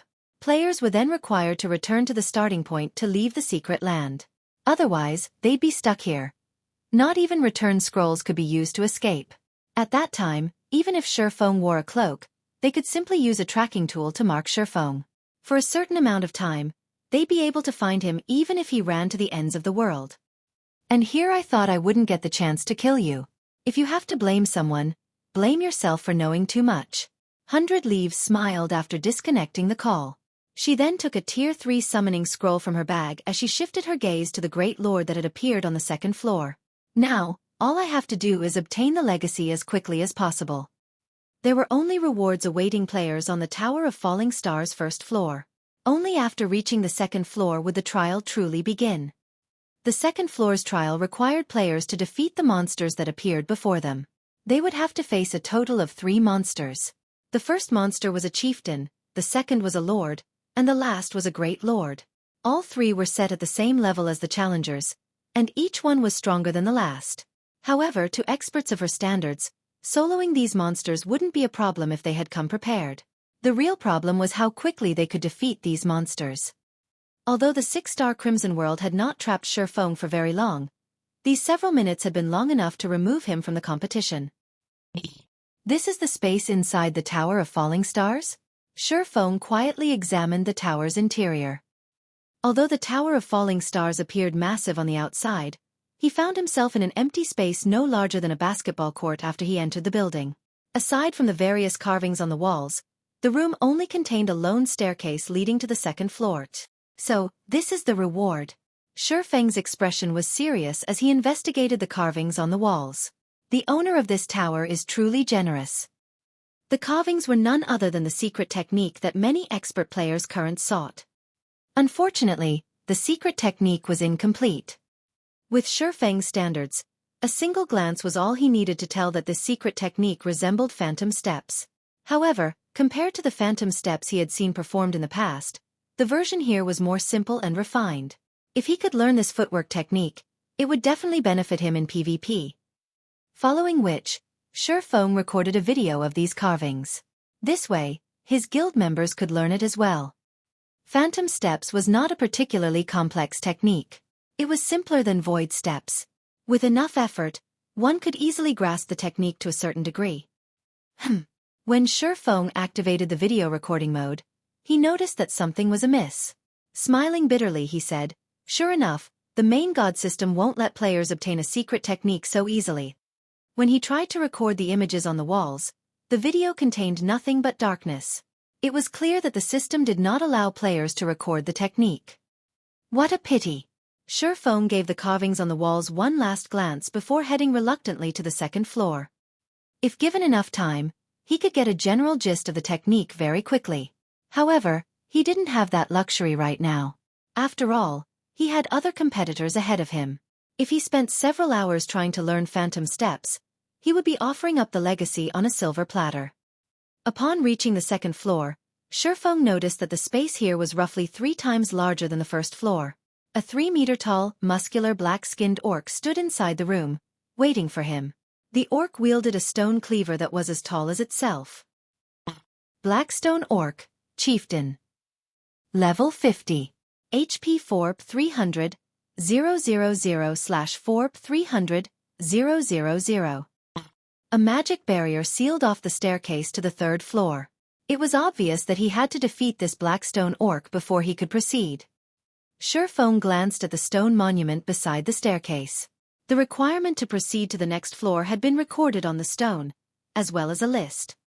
Although the list didn't name any players, it did display the progress of the top 5 players on the second floor. Currently, the first-ranking player was fighting against a Great Lord, which still had 96% of its HP remaining. The second-ranked player was also facing a Great Lord, and the boss still had 97% HP remaining.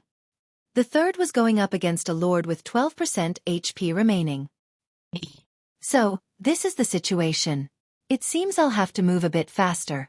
After reading the introductory text, Xueqi took out the Bible of Darkness and summoned a Tier 2 battle demon. Xueqi had also activated the Ice Blue Devil Flame, Phantom Kill, and 9 Dragon Slash. To ordinary experts, fighting a chieftain of the same level might be very difficult. However, neither he nor the others challenging the second floor trial were ordinary experts. To put it simply, the second floor trial was a contest of damage. With the battle demon tanking, Xueqi and his doppelganger focused on DPS. In less than 40 seconds, the black stone orc fell. Xueqi's damage was off the charts. The black stone orc's death only provided a small amount of EXP. It didn't take long before a Lord-ranked Blackstone general appeared before Xueqi. Elsewhere, 100 Leaves and Silent Entropy fought the Great Lord before them frantically. Although neither possessed the Bible of Darkness, both had used Tier 3 summoning scrolls and relied on their summoned creatures to whittle down the enemy Great Lord's HP. That old fox sure is quick. 100 Leaves smirked as she glanced at the monument beside the staircase leading to the third floor. Currently, she still ranked first in terms of progress, with 71% of her Blackstone chieftain's HP remaining. Silent Entropies had 72% HP remaining. There was only a difference of 1% between them. If this continued, she would be the first to clear the second floor. As 100 Leaves thought of a way to finish the Blackstone chieftain off sooner, the 5th place on the progress list changed. Previously, number 72 of the Tower of Falling Stars had occupied 5th place, and that player's Great Lord had 94% of its HP remaining. Now the occupant of the 5th position was entrant number 141, and their Great Lord had 93% HP remaining. When 100 Leaves saw the entry number, she knew it was Xueqi. However, instead of panicking, she chuckled as she said, "How fast? Unfortunately, you are too late." Had they entered the tower at the same time, Xueqi would have definitely posed a threat. But before 100 Leaves could use another skill on the Blackstone chieftain before her, the progress list changed once again. This time, number 141 had jumped to 3rd place, with his Great Lord at 87% HP. Immediately, the Great Lord's HP fell from 87% to 82%, its HP decreasing at a frightening rate.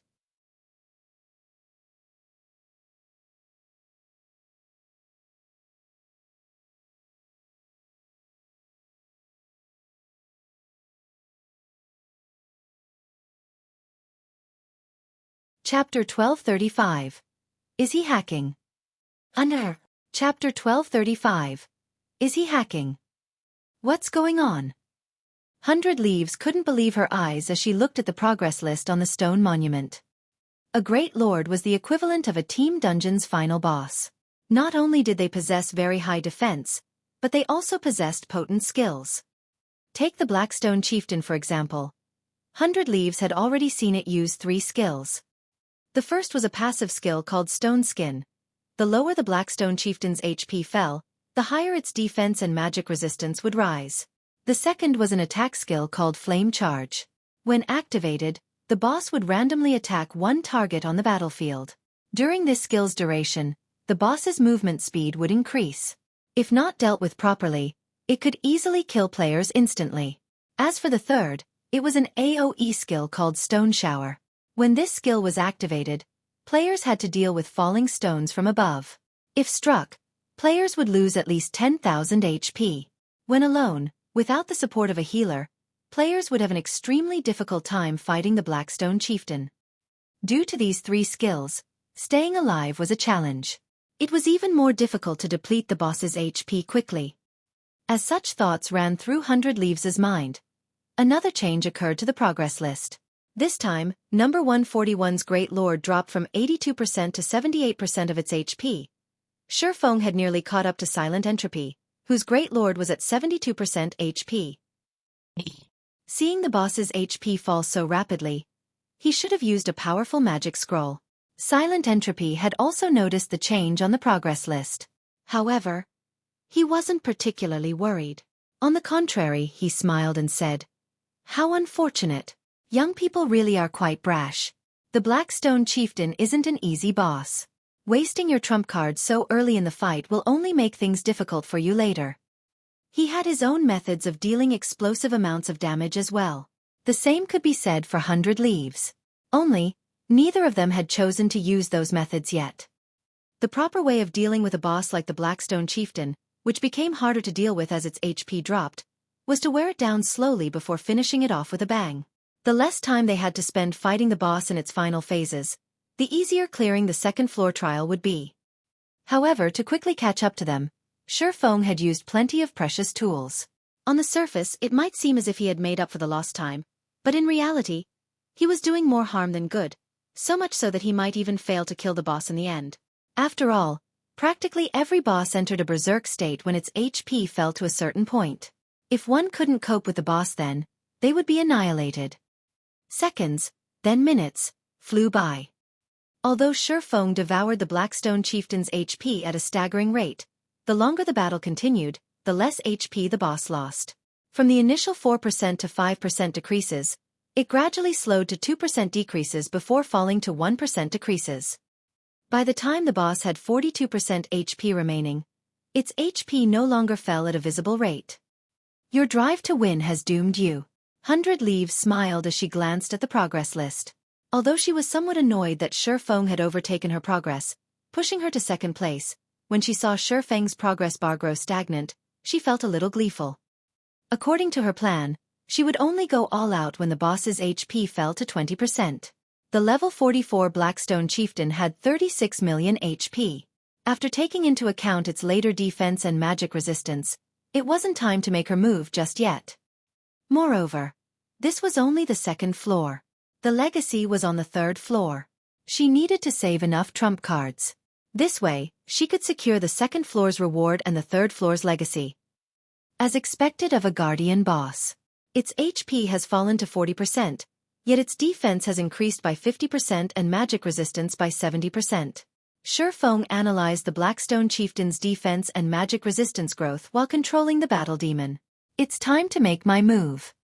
To catch up with Silent Entropy and 100 Leaves, he had used all of the Tier 2 and Tier 3 attack-type magic scrolls he had brought with him.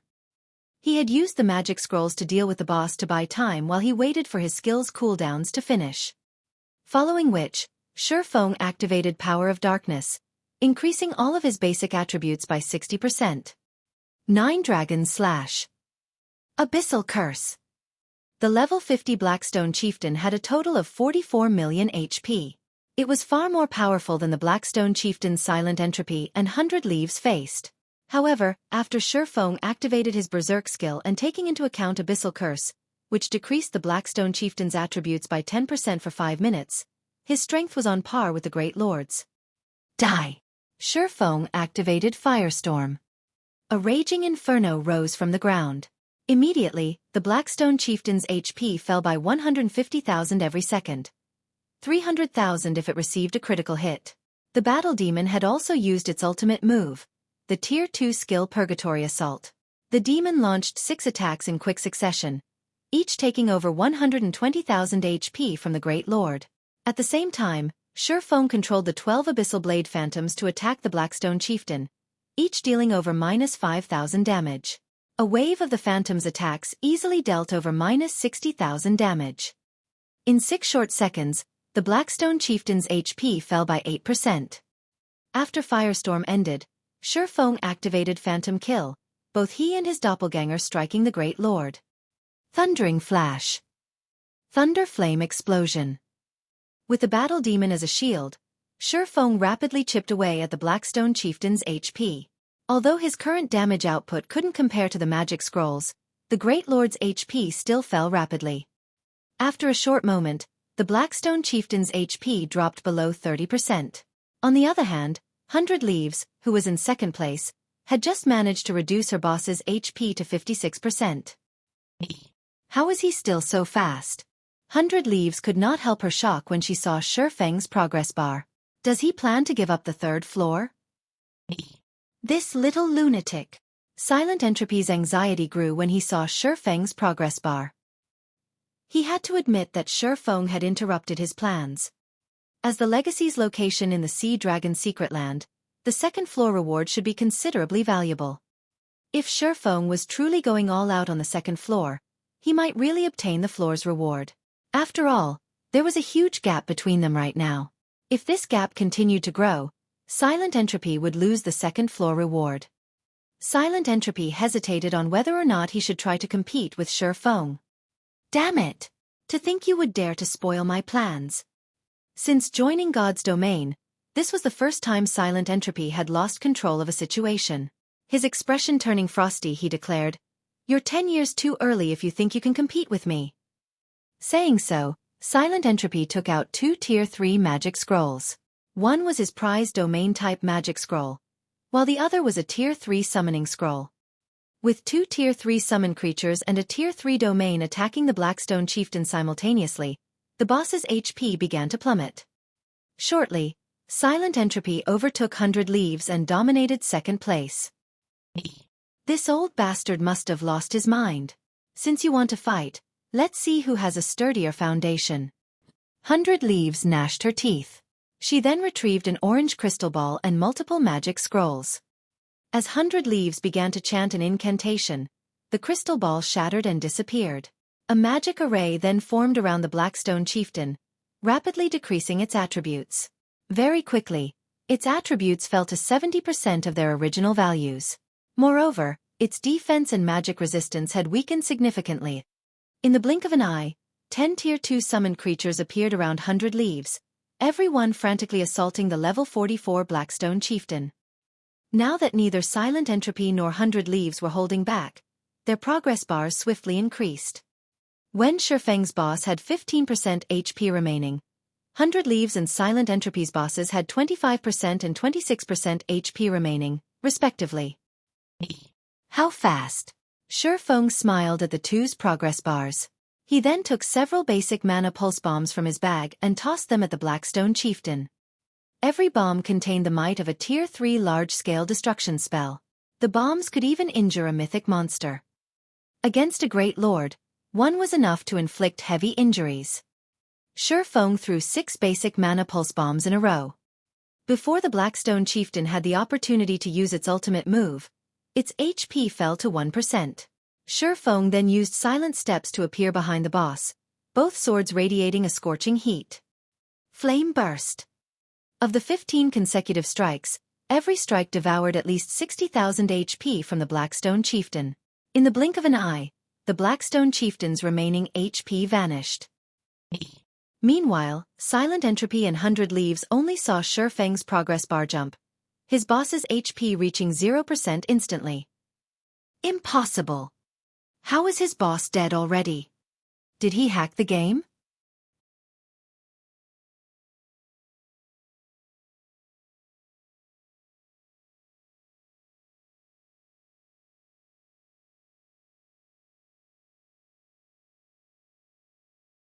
Chapter 1236.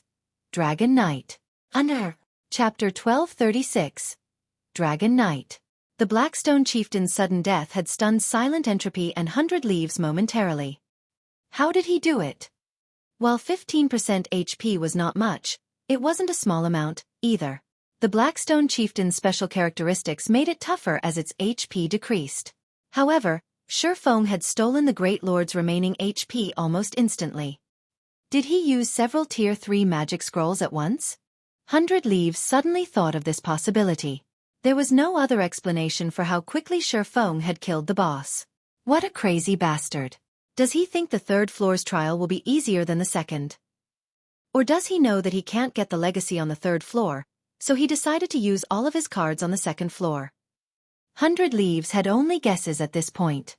After all, It was extravagant to use various tools to defeat a great lord of the same level. Such resources were generally difficult to obtain, only dropping after a large number of bosses or several difficult quests. They were precious resources. If not for a particularly important goal or something incredibly profitable, one normally avoided using these tools. However, if Xueqi understood that he didn't have sufficient foundations and that he could not compete for the legacy on the third floor, he may simply aim for the second floor's rewards. Silent Entropy entertained similar thoughts. Although he was frustrated, he continued to whittle away the Blackstone Chieftain's HP, trying to get to the third floor as quickly as possible. Meanwhile, due to soloing the level 50 Blackstone Chieftain, Xueqi's EXP bar had risen significantly. However, the greater harvest was the 3 rewards that had appeared after he had defeated the boss. 3 dazzling crystal balls rested in the center of the second floor room, and each one of these crystals contained 1 item within. System. Congratulations! You have cleared the Tower of Falling Star's second floor trial. You may choose 2 of the 3 items as your reward. Sure enough, the system wouldn't be that generous. Xueqi quietly clicked his tongue. To kill the Blackstone Chieftain as quickly as possible, he had invested a considerable amount of resources, yet he had only been awarded 2 items for his efforts. Xueqi approached and investigated the items. Amazing! After looking through the items carefully, Xueqi's eyes shone with excitement. Every one of the 3 rewards was extraordinary. It was no wonder why the system only allowed him to choose 2. The items included the Ancient Weather Book, Time-Space Herb Garden, and Secret Body Technique. Any of the various large guilds would covet each of these items. Even Xueqi had a hard time choosing which to take and which to abandon. Ancient Weather Book. Epic Rank Item.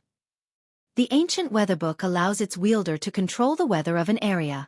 However, due to damage during the war between gods, it can only exert a fraction of its original power. Additional active skill 1 dash. Weather Control. Changes the weather in a 2,000-yard radius for 2 hours. Cooldown. 10 hours. Additional active skill 2 dash. Reshape Nature. Concentrates the mana within a 200-yard radius, increasing the mana density within a 15-yard radius by 100%. Can be used even if the Ancient Weather Book is stored in a bag space. No cooldown. The Ancient Book has sustained significant damage. Initial restoration will require 100,000 magic crystals. Current absorbed number. 0. Spacetime Herb Garden. Epic Rank Item. There is an independent space inside the Spacetime Herb Garden which can be used to cultivate herbs. Current rank. Basic. Upgrading to intermediate rank requires 70,000 magic crystals. Cultivation space. 500 by 500 yards. Flow of time. Twice of that of the outside world. Survival rate increased by 10%. Secret Body Technique. Bronze Rank Tablet. The Ancient Weather Book's importance went without saying. After all, the Ancient Weather Book was Xueqi's main goal. Aside from its weather control skill, which could be a significant advantage in naval combat, the book could also be used to train and improve oneself. It was an excellent epic tool. Meanwhile, the Spacetime Herb Garden could help trading firms massively. In God's domain, while scavenging in the fields was most guilds' main herb source, there were other methods players could use to obtain herbs. They could cultivate them themselves. However, having a town of one's own was the prerequisite. It was practically impossible for independent players to cultivate their own herbs. Generally, only guilds could accomplish such a thing. As towns had a limited amount of space, guilds rarely made this a priority. Normally, guilds that wanted to do so would only try it after occupying a considerable number of towns with plenty of space to spare. Moreover, cultivating herbs was not an easy task. Not only was it time-consuming, but it also required a lot of manpower to manage. Most importantly, herb survival rate wasn't high. More often than not, the cost of cultivating a herb was higher than its market value. However, the Spacetime Herb Garden was different. Although it didn't offer a lot of space, it could increase the flow of time as well as survival rate. These effects put the Spacetime Herb Garden's value on par with the Ancient Weather Book. Moreover, the Herb Garden was only basic rank right now. It could be improved. If managed properly, it could become a gold mine. Lastly, the secret body technique. According to Xueqi's current understanding of secret technique tablets, the secret body technique was considerably rare. It was useful to both magical and physical class players. Even the Dragon Phoenix Pavilion did not possess a single tablet of this type. Despite this secret body technique being only bronze rank, it was no less valuable than a secret silver rank tablet. After considering all three items, Xueqi realized they were equally valuable to a guild. He wished he could walk away with all three. However, as the system had determined the regulation, he wouldn't get that third item even if he offered to pay a greater price. The ancient weather book indispensable if I wish to develop a naval force. I have to choose that one no matter what. Then, there is the space-time herb garden and secret body technique. Xueqi's gaze moved back and forth between the two items. The herb garden can earn more money for the guild, whereas the secret body technique can increase the combat power of the guild's experts. Should I go for money or combat power? The seconds passed by as Xueqi fell into deep thought. Forget it. I'll choose this one. After much contemplation, Xueqi eventually chose the ancient weather book and space-time herb garden. While improving the combat power was important, developing the guild's financial strength was a priority right now. Zero Wing needed to invest funds in several aspects. Some of the candlelight trading firm's potions, in particular, required rare herbs. Purchasing these herbs in bulk was difficult as doing so would inflate their prices. Rather than give others the profits, it was more beneficial to cultivate the necessary herbs themselves. Now that players were inched ever closer to level 50, they would experience severe environments in future maps. Players would need more potions as they explored and leveled up. If he prepared for that eventuality properly, he could make a fortune. Most importantly, Xueqi recalled a certain matter. In the past, the Freedom Alliance's trading firm had risen to an impressive height. This was especially for its potions. Despite not having any outstanding master alchemists, the Freedom Alliance's trading firm had contended with many powerful maritime trading firms. Now that Xueqi looked at it, the Freedom Alliance's success had resulted from Silent Entropy obtaining the space-time herb garden. Although many resources were available at sea, there was a severe shortage of herbs. With the space-time herb garden, one could easily compensate for this. Following which, the system placed both items into Xueqi's bag space. At the same time, the barrier surrounding the staircase to the third floor dissipated. This is the third floor? After Xueqi emerged from the staircase, he was stunned by what he saw. He stood at the top of a large mountain, a sea of clouds drifting below. A middle-aged man in silver armor stood in the center of this room. After taking a close look, Xueqi discovered that the middle-aged man was actually a Tier 4 NPC. Moreover, the man had the peak class, Dragon Knight.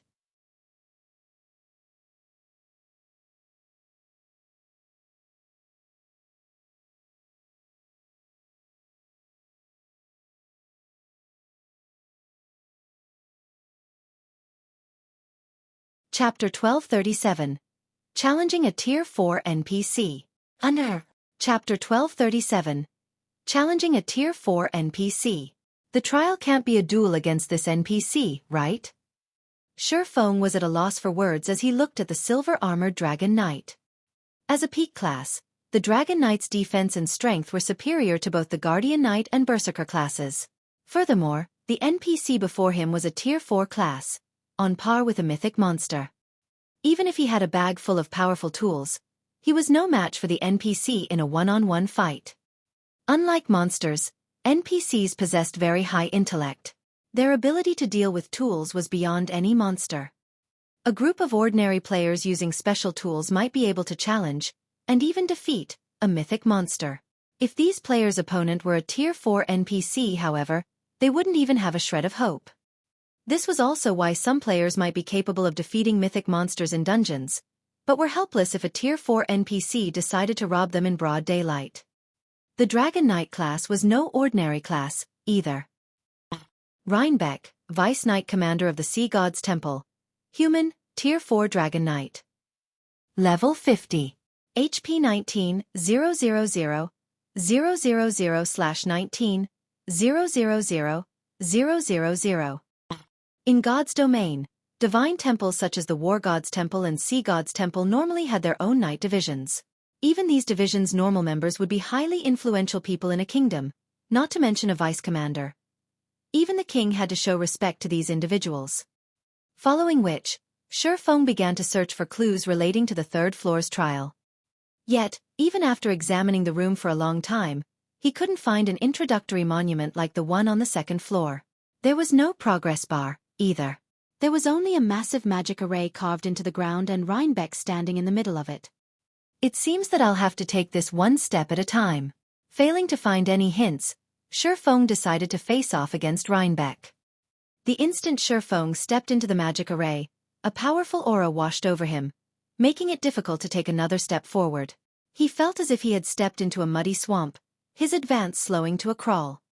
When Xueqi was within 20 yards of Rhinebeck, the NPC finally turned his gaze toward Xueqi, a faint killing intent flashing in the man's eyes.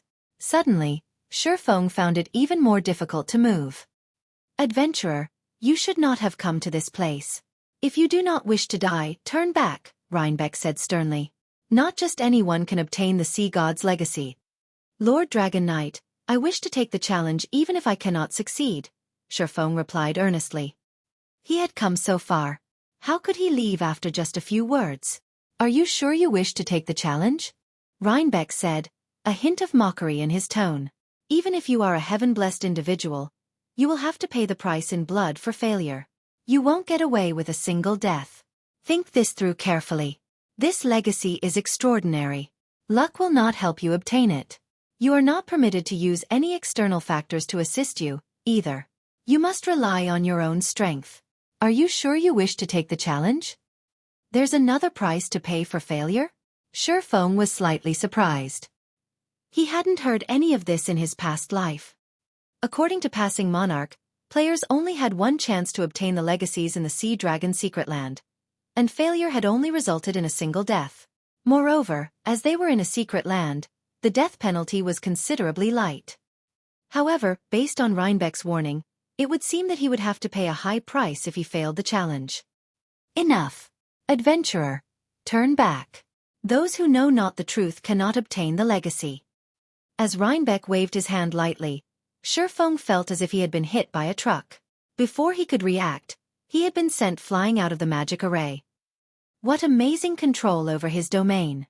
Xueqi was shocked as he stared at Rhinebeck, who returned to his motionless vigil. It was common knowledge that Tier 4 was a colossal turning point in God's domain. The biggest difference that separated a Tier 4 and a Tier 3 class was their ability to control a domain. However, Tier 4 NPCs could, at most, suppress their enemies with their domains, making it difficult for their enemies to move. Yet Rhinebeck had sent Xueqi, a player who was very close to obtaining their Tier 2 class, flying with a wave of his hand. Rhinebeck's control over his domain could already rival that of the ancient abyssal monsters in the fallen Arkansas. Even the weakest among those ancient abyssal monsters had reached Tier 5 during their prime. Their tiers had only fallen due to their severe injuries. Determined, Xueqi approached Rhinebeck once more. The consequences for failure might be severe, but he needed to know the truth Rhinebeck had mentioned. What did the NPC mean by "those who know not the truth cannot obtain the legacy"? No matter what, he had to try. "Lord Dragon Knight, I wish to continue with the challenge," Xueqi declared. "Young adventurer, since you are so determined, I will not stop you," Rhinebeck said, smiling.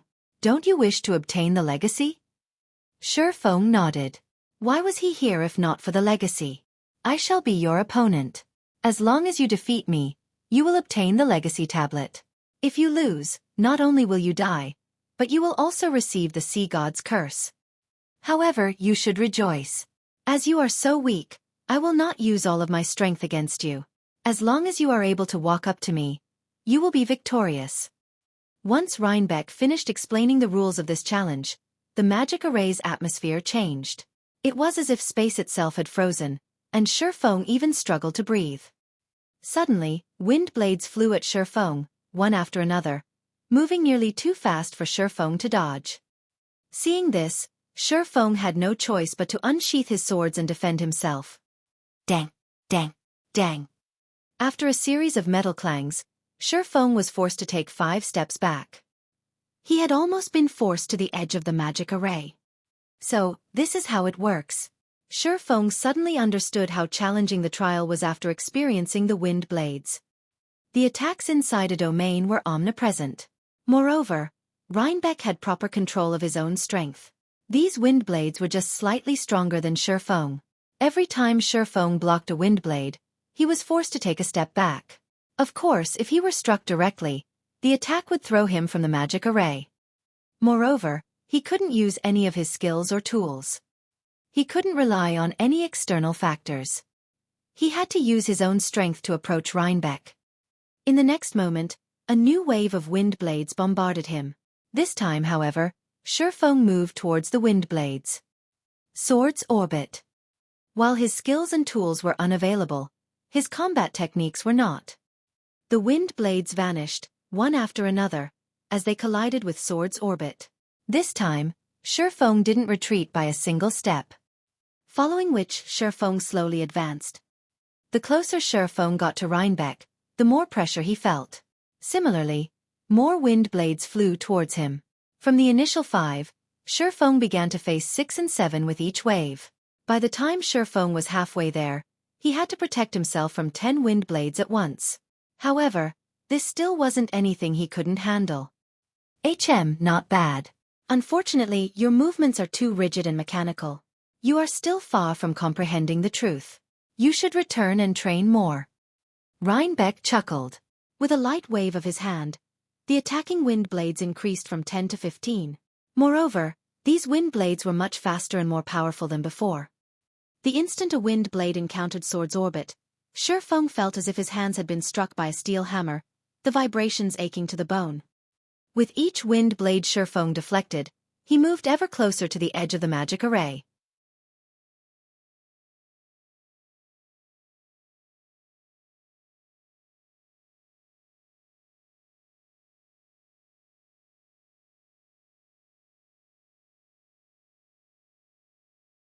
Chapter 1238. Technique evolves. Chapter 1238. Technique evolves. What precise control over his attacks? The more wind blades Feng blocked with Sword's orbit, the more he understood how amazing Rhinebeck was. As soon as he had started executing Sword's orbit, he had become capable of executing more attacks containing more strength, yet Rhinebeck had responded with more wind blades containing more of his own strength. He attacked with just slightly more than Feng could endure, forcing the swordsman to retreat. So, this is the third floor trial. It really is a mystery how Silent Entropy had managed to walk away with the legacy in the past. Feng glanced at the outer edge of the magic array. He would be forced out of the magic array in a dozen steps at most, yet the wind blade showed no signs of letting up. When Silent Entropy had obtained the sea god's legacy in the past, the man had only been at the flowing water realm. In terms of combat techniques, Silent Entropy was far weaker than the current Feng, yet he had succeeded where Feng was about to be blasted out of the magic array. Feng simply could not wrap his mind around it. Could the so-called truth be unrelated to a player's combat standards? Feng guessed. Just as Feng was about to be blasted out of the magic array, he executed void steps and vanished from Rhinebeck's sight. An interesting footwork technique. A small smile graced Rhinebeck's face. He then turned to look at Feng, who had appeared elsewhere, and said, "How long can you keep that up?" Saying so, Rhinebeck launched another 15 wind blades, while Feng executed void steps once more to avoid them. A domain is truly impressive. Void steps' effect is limited against him. Although Feng dodged the incoming wind blades, he couldn't move beyond the array's border and approach Rhinebeck.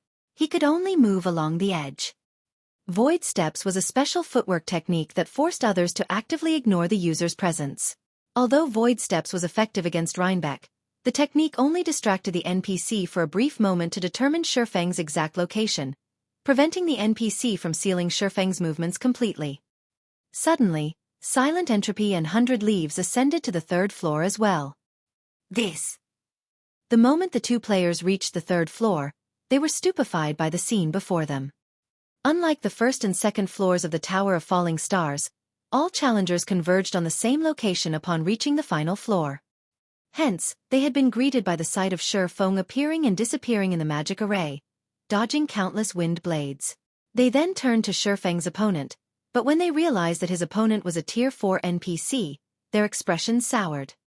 We're required to fight that Tier 4 NPC for the third floor's trial? Seeing Rhinebeck standing proudly in the array's center, 100 Leaves demanded furiously, how are we supposed to clear this? No. I don't think we're required to defeat the NPC. Otherwise, that brat would have died already. Silent Entropy said as he shook his head. Fear filled his eyes as he stared at Rhinebeck. Tier 4 NPCs were top-class existences even in CZN's 12 major cities. Rhinebeck was also the vice-commander of the Sea God's Temple's Night Division. I don't think we'll be passing the trial this time. It is impossible for magical class players like us to dodge so many wind blades at a time. Moreover, it seems that we can't cast spells or use tools here. As 100 Leaves watched Xueqi struggle, she relaxed. However, this is acceptable. Although we won't get the legacy, he won't, either. However, as 100 Leaves tried to reassure the other commander, Silent Entropy approached the magic array. The instant Silent Entropy entered the magic array, Rhinebeck turned his gaze towards the man. Another one that doesn't fear death? Rhinebeck chuckled. Are you sure you wish to face the challenge? Stealing another glance at Xueqi, Silent Entropy turned towards Rhinebeck and nodded seriously. Very good. However, as you are so weak, I won't go all out against you. You'll pass so long as you arrive before me, Rhinebeck explained. As soon as he finished his explanation, 2 wind blades shot towards Silent Entropy, giving the elementalist no time to prepare. Unlike the wind blades Xueqi faced, the 2 wind blades Silent Entropy faced were much slower. In response, Silent Entropy began to double cast, countering the wind blades with 2 ice arrows. Boom! After a brief pause, the wind blades shattered the ice arrows and continued towards Silent Entropy. Meanwhile, Silent Entropy took the opportunity to move out of the wind blade's attack trajectory, taking 2 steps towards Rhinebeck. That old fox. Realization immediately dawned on 100 Leaves. As the first person to obtain a legacy from the Sea Dragon's secret land, Silent Entropy knew far more secrets than she did. Clearly, the trial before her didn't treat all challengers equally. Rather, it varied depending on the player's strength. Magical classes had an advantage in this trial. After all, a physical class like Xueqi had to counter 15 powerful wind blades at once, whereas magical classes only had to face 2. Moreover, after Silent Entropy entered the magic array, he could still use spells. If that were the case, blocking 2 wind blades would be a piece of cake. Sure enough, Silent Entropy approached Rhinebeck, step by step, by blocking the wind blades with his spells. After realizing the nature of the trial, 100 Leaves dashed into the magic array to challenge the trial. However, despite 100 Leaves also defending herself with spells, she couldn't proceed.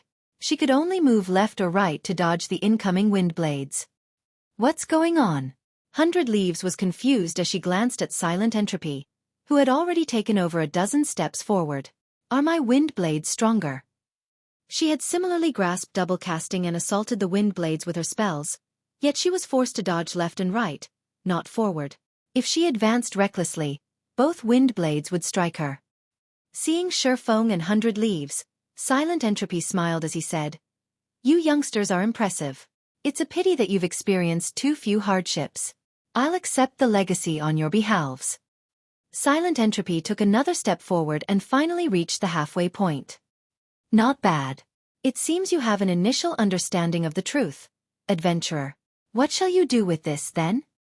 Saying so, Rhinebeck smiled and waved his hand lightly.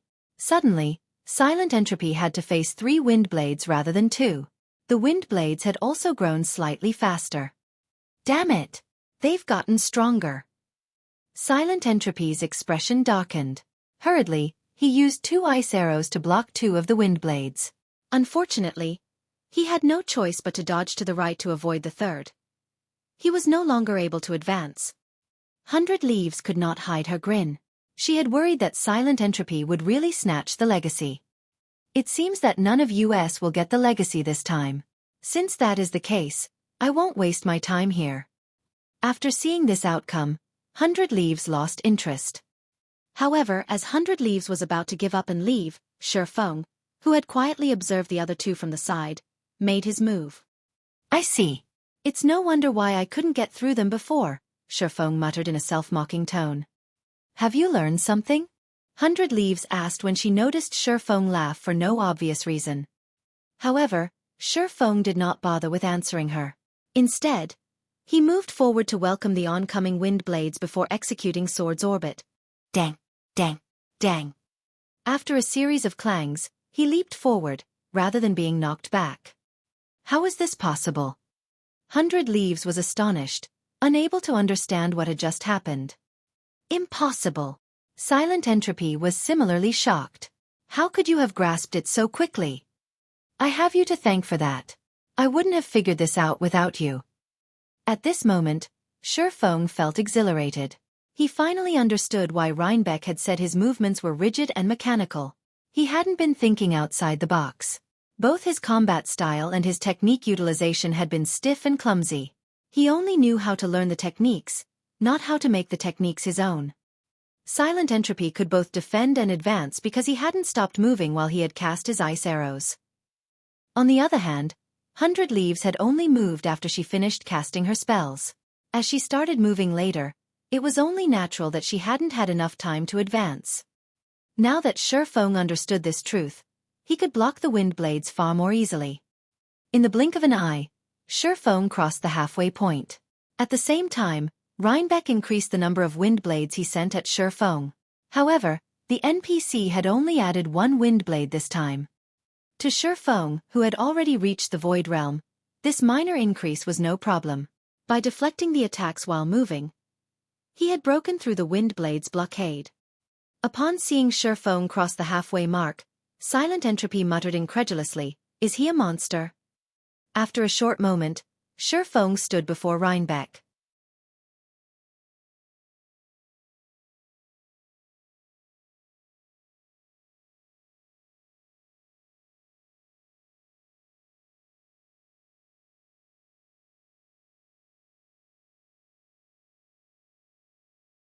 Chapter 1239.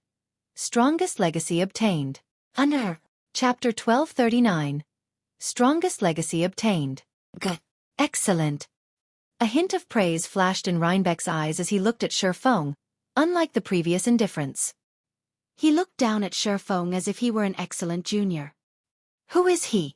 Silent Entropy wore an incredulous expression as he watched Xuefeng, unable to calm his pounding heart. He had learned to make a combat technique his own after clearing a legacy trial the last time. However, achieving that was easier said than done. Many of the techniques in God's domain were extreme and contrary to humans' natural movements. The brain programs fixed signals to manipulate the body's muscles based on a person's habits, which allows them to perform actions faster and more efficiently. If one wished to execute God's domain's extreme combat technique swiftly, they needed to alter their brain signals. Silent Entropy had spent an entire month reshaping his habits to get to where he was now. Yet, after watching his performance for a few moments, Xuefeng had executed the same to a skillful degree. Since someone has passed the trial, the rest can leave, Rhinebeck announced, waving his hand once more. Suddenly, both Silent Entropy and 100 Leaves were teleported out of the Tower of Falling Stars. In the blink of an eye, both players appeared in the rest area. Commander, why are you out so earlier? Scorpion, who had stood guard by the Resurrection Temple, asked in surprise when 100 Leaves appeared. 100 Leaves had just completed the second-floor trial. With the third-floor trial's difficulty logically, it should take her even longer to clear, yet she had only reached the third floor a few minutes ago and was out already. That person has already obtained the legacy, 100 Leaves said, frowning. When she thought about Xuefeng's performance in the magic array, she warned her subordinate, "It won't be long before he comes out. Keep a close eye on him once he does. He isn't an ordinary player." Commander, rest assured. I'll use the Soul Lock scroll on him the moment he appears. Even if he is more powerful, he won't escape my tracking for 5 hours, Scorpion said, laughing. In God's domain, there were many methods of tracking a player. However, there were only a handful of expert trackers like himself.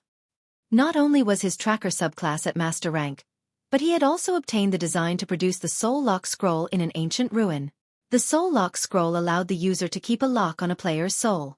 No matter where the targeted player went, he could find them on the system map. Its only flaw was its low accuracy. The map would only tell him the target's general location. However, He could easily deal with this flaw with his Master Tracker subclass. I'll leave this to you. I have to head to the other locations and obtain the legacies there as quickly as possible. 100 Leaves nodded, considering that she worried a little too much. No matter what was said or done, Scorpion was one of the Sacred Temple's peak assassins. With his skills and the various tools, it was impossible for anyone to escape his pursuit. When Uncle Lee and the others eventually arrived, it would be very difficult for Xueqi to get away, even if he could grow wings and fly. Following which, 100 Leaves led her subordinates to another cavern. Silent Entropy's fleet did the same. After all, the Sea Dragon's secret land had more than one legacy. As long as they still had time, they could obtain as many legacies as they wanted. Back on the Tower of Falling Star's third floor, after Silent Entropy and 100 Leaves teleported out of the tower, Rhinebeck led Xueqi through the magic array to a dazzling golden temple. Numerous crystal pillars had been situated around the temple, and every pillar had an item on top of it. Every item, whether they be tools, weapons or equipment, was top tier in the current god's domain. Xueqi even saw the secret body technique, which he had not taken from the second floors. As expected of the Freedom Alliance's lifeline, the Sea Dragon secret land is really extraordinary. Xueqi's eyes shone as he looked at the various items before him. If he could take everything here with him, Zero Wing's strength would skyrocket. Rhinebeck led Xueqi to a stone monument inside the temple. All sorts of divine runes and images had been carved into the stone, depicting ancient history. The entire monument radiated divine might, so Xueqi knew it was extraordinary with a single glance. You have passed the legacy trial, so you can now obtain the Sea God's legacy. However, whether or not you inherit the legacy will depend on your own abilities, Rhinebeck said. He then began to chant an incantation, which caused the massive stone monument to shrink. Eventually, it became a tablet that was only the size of a palm. This is the Sea God's legacy item. How you use it depends on you. Aside from this legacy tablet, you will be awarded 10,000 Sea God's temple points. You may use these points to trade for items in any Sea God's temple. Likewise, you can trade for items here. However, once you leave this temple, you will not have access to these items in the future. You can only use your points in the Sea God's temples elsewhere. You may now choose. If you wish to leave this place, step into the magic array. After saying so, Rhinebeck transformed into a streak of light and disappeared. What a pity. If I knew something like this would happen, I would have earned some Sea God's temple points before coming. Like the War God's temple, the Sea God's temple had a point system that allowed players to earn points. Take the runic crystal for example.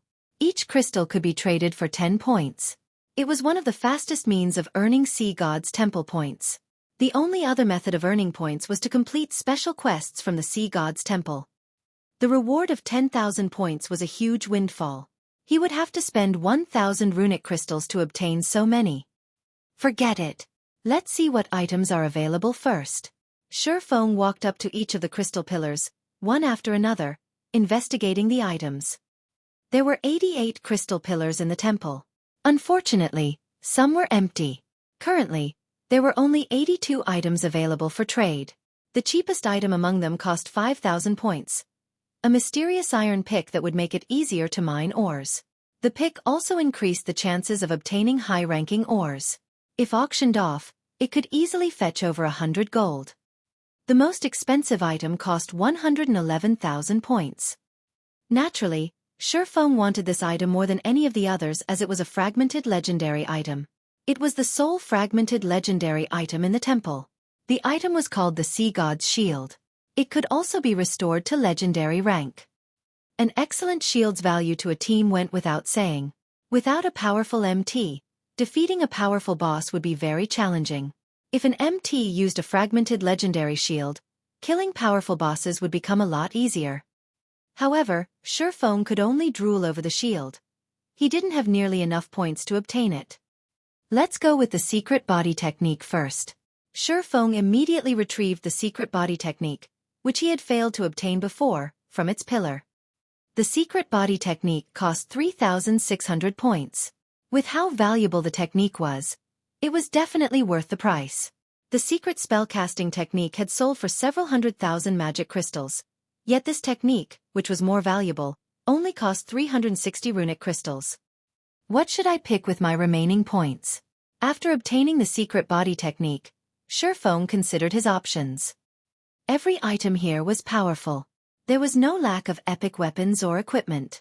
He could even trade for rare intermediate magic array designs. Unfortunately, with his remaining points, he could only choose 3 more items. You're tuning in to the Xueqi's Martial Arts Saga YouTube channel. Don't forget to subscribe and join us on this journey to catch the most captivating stories.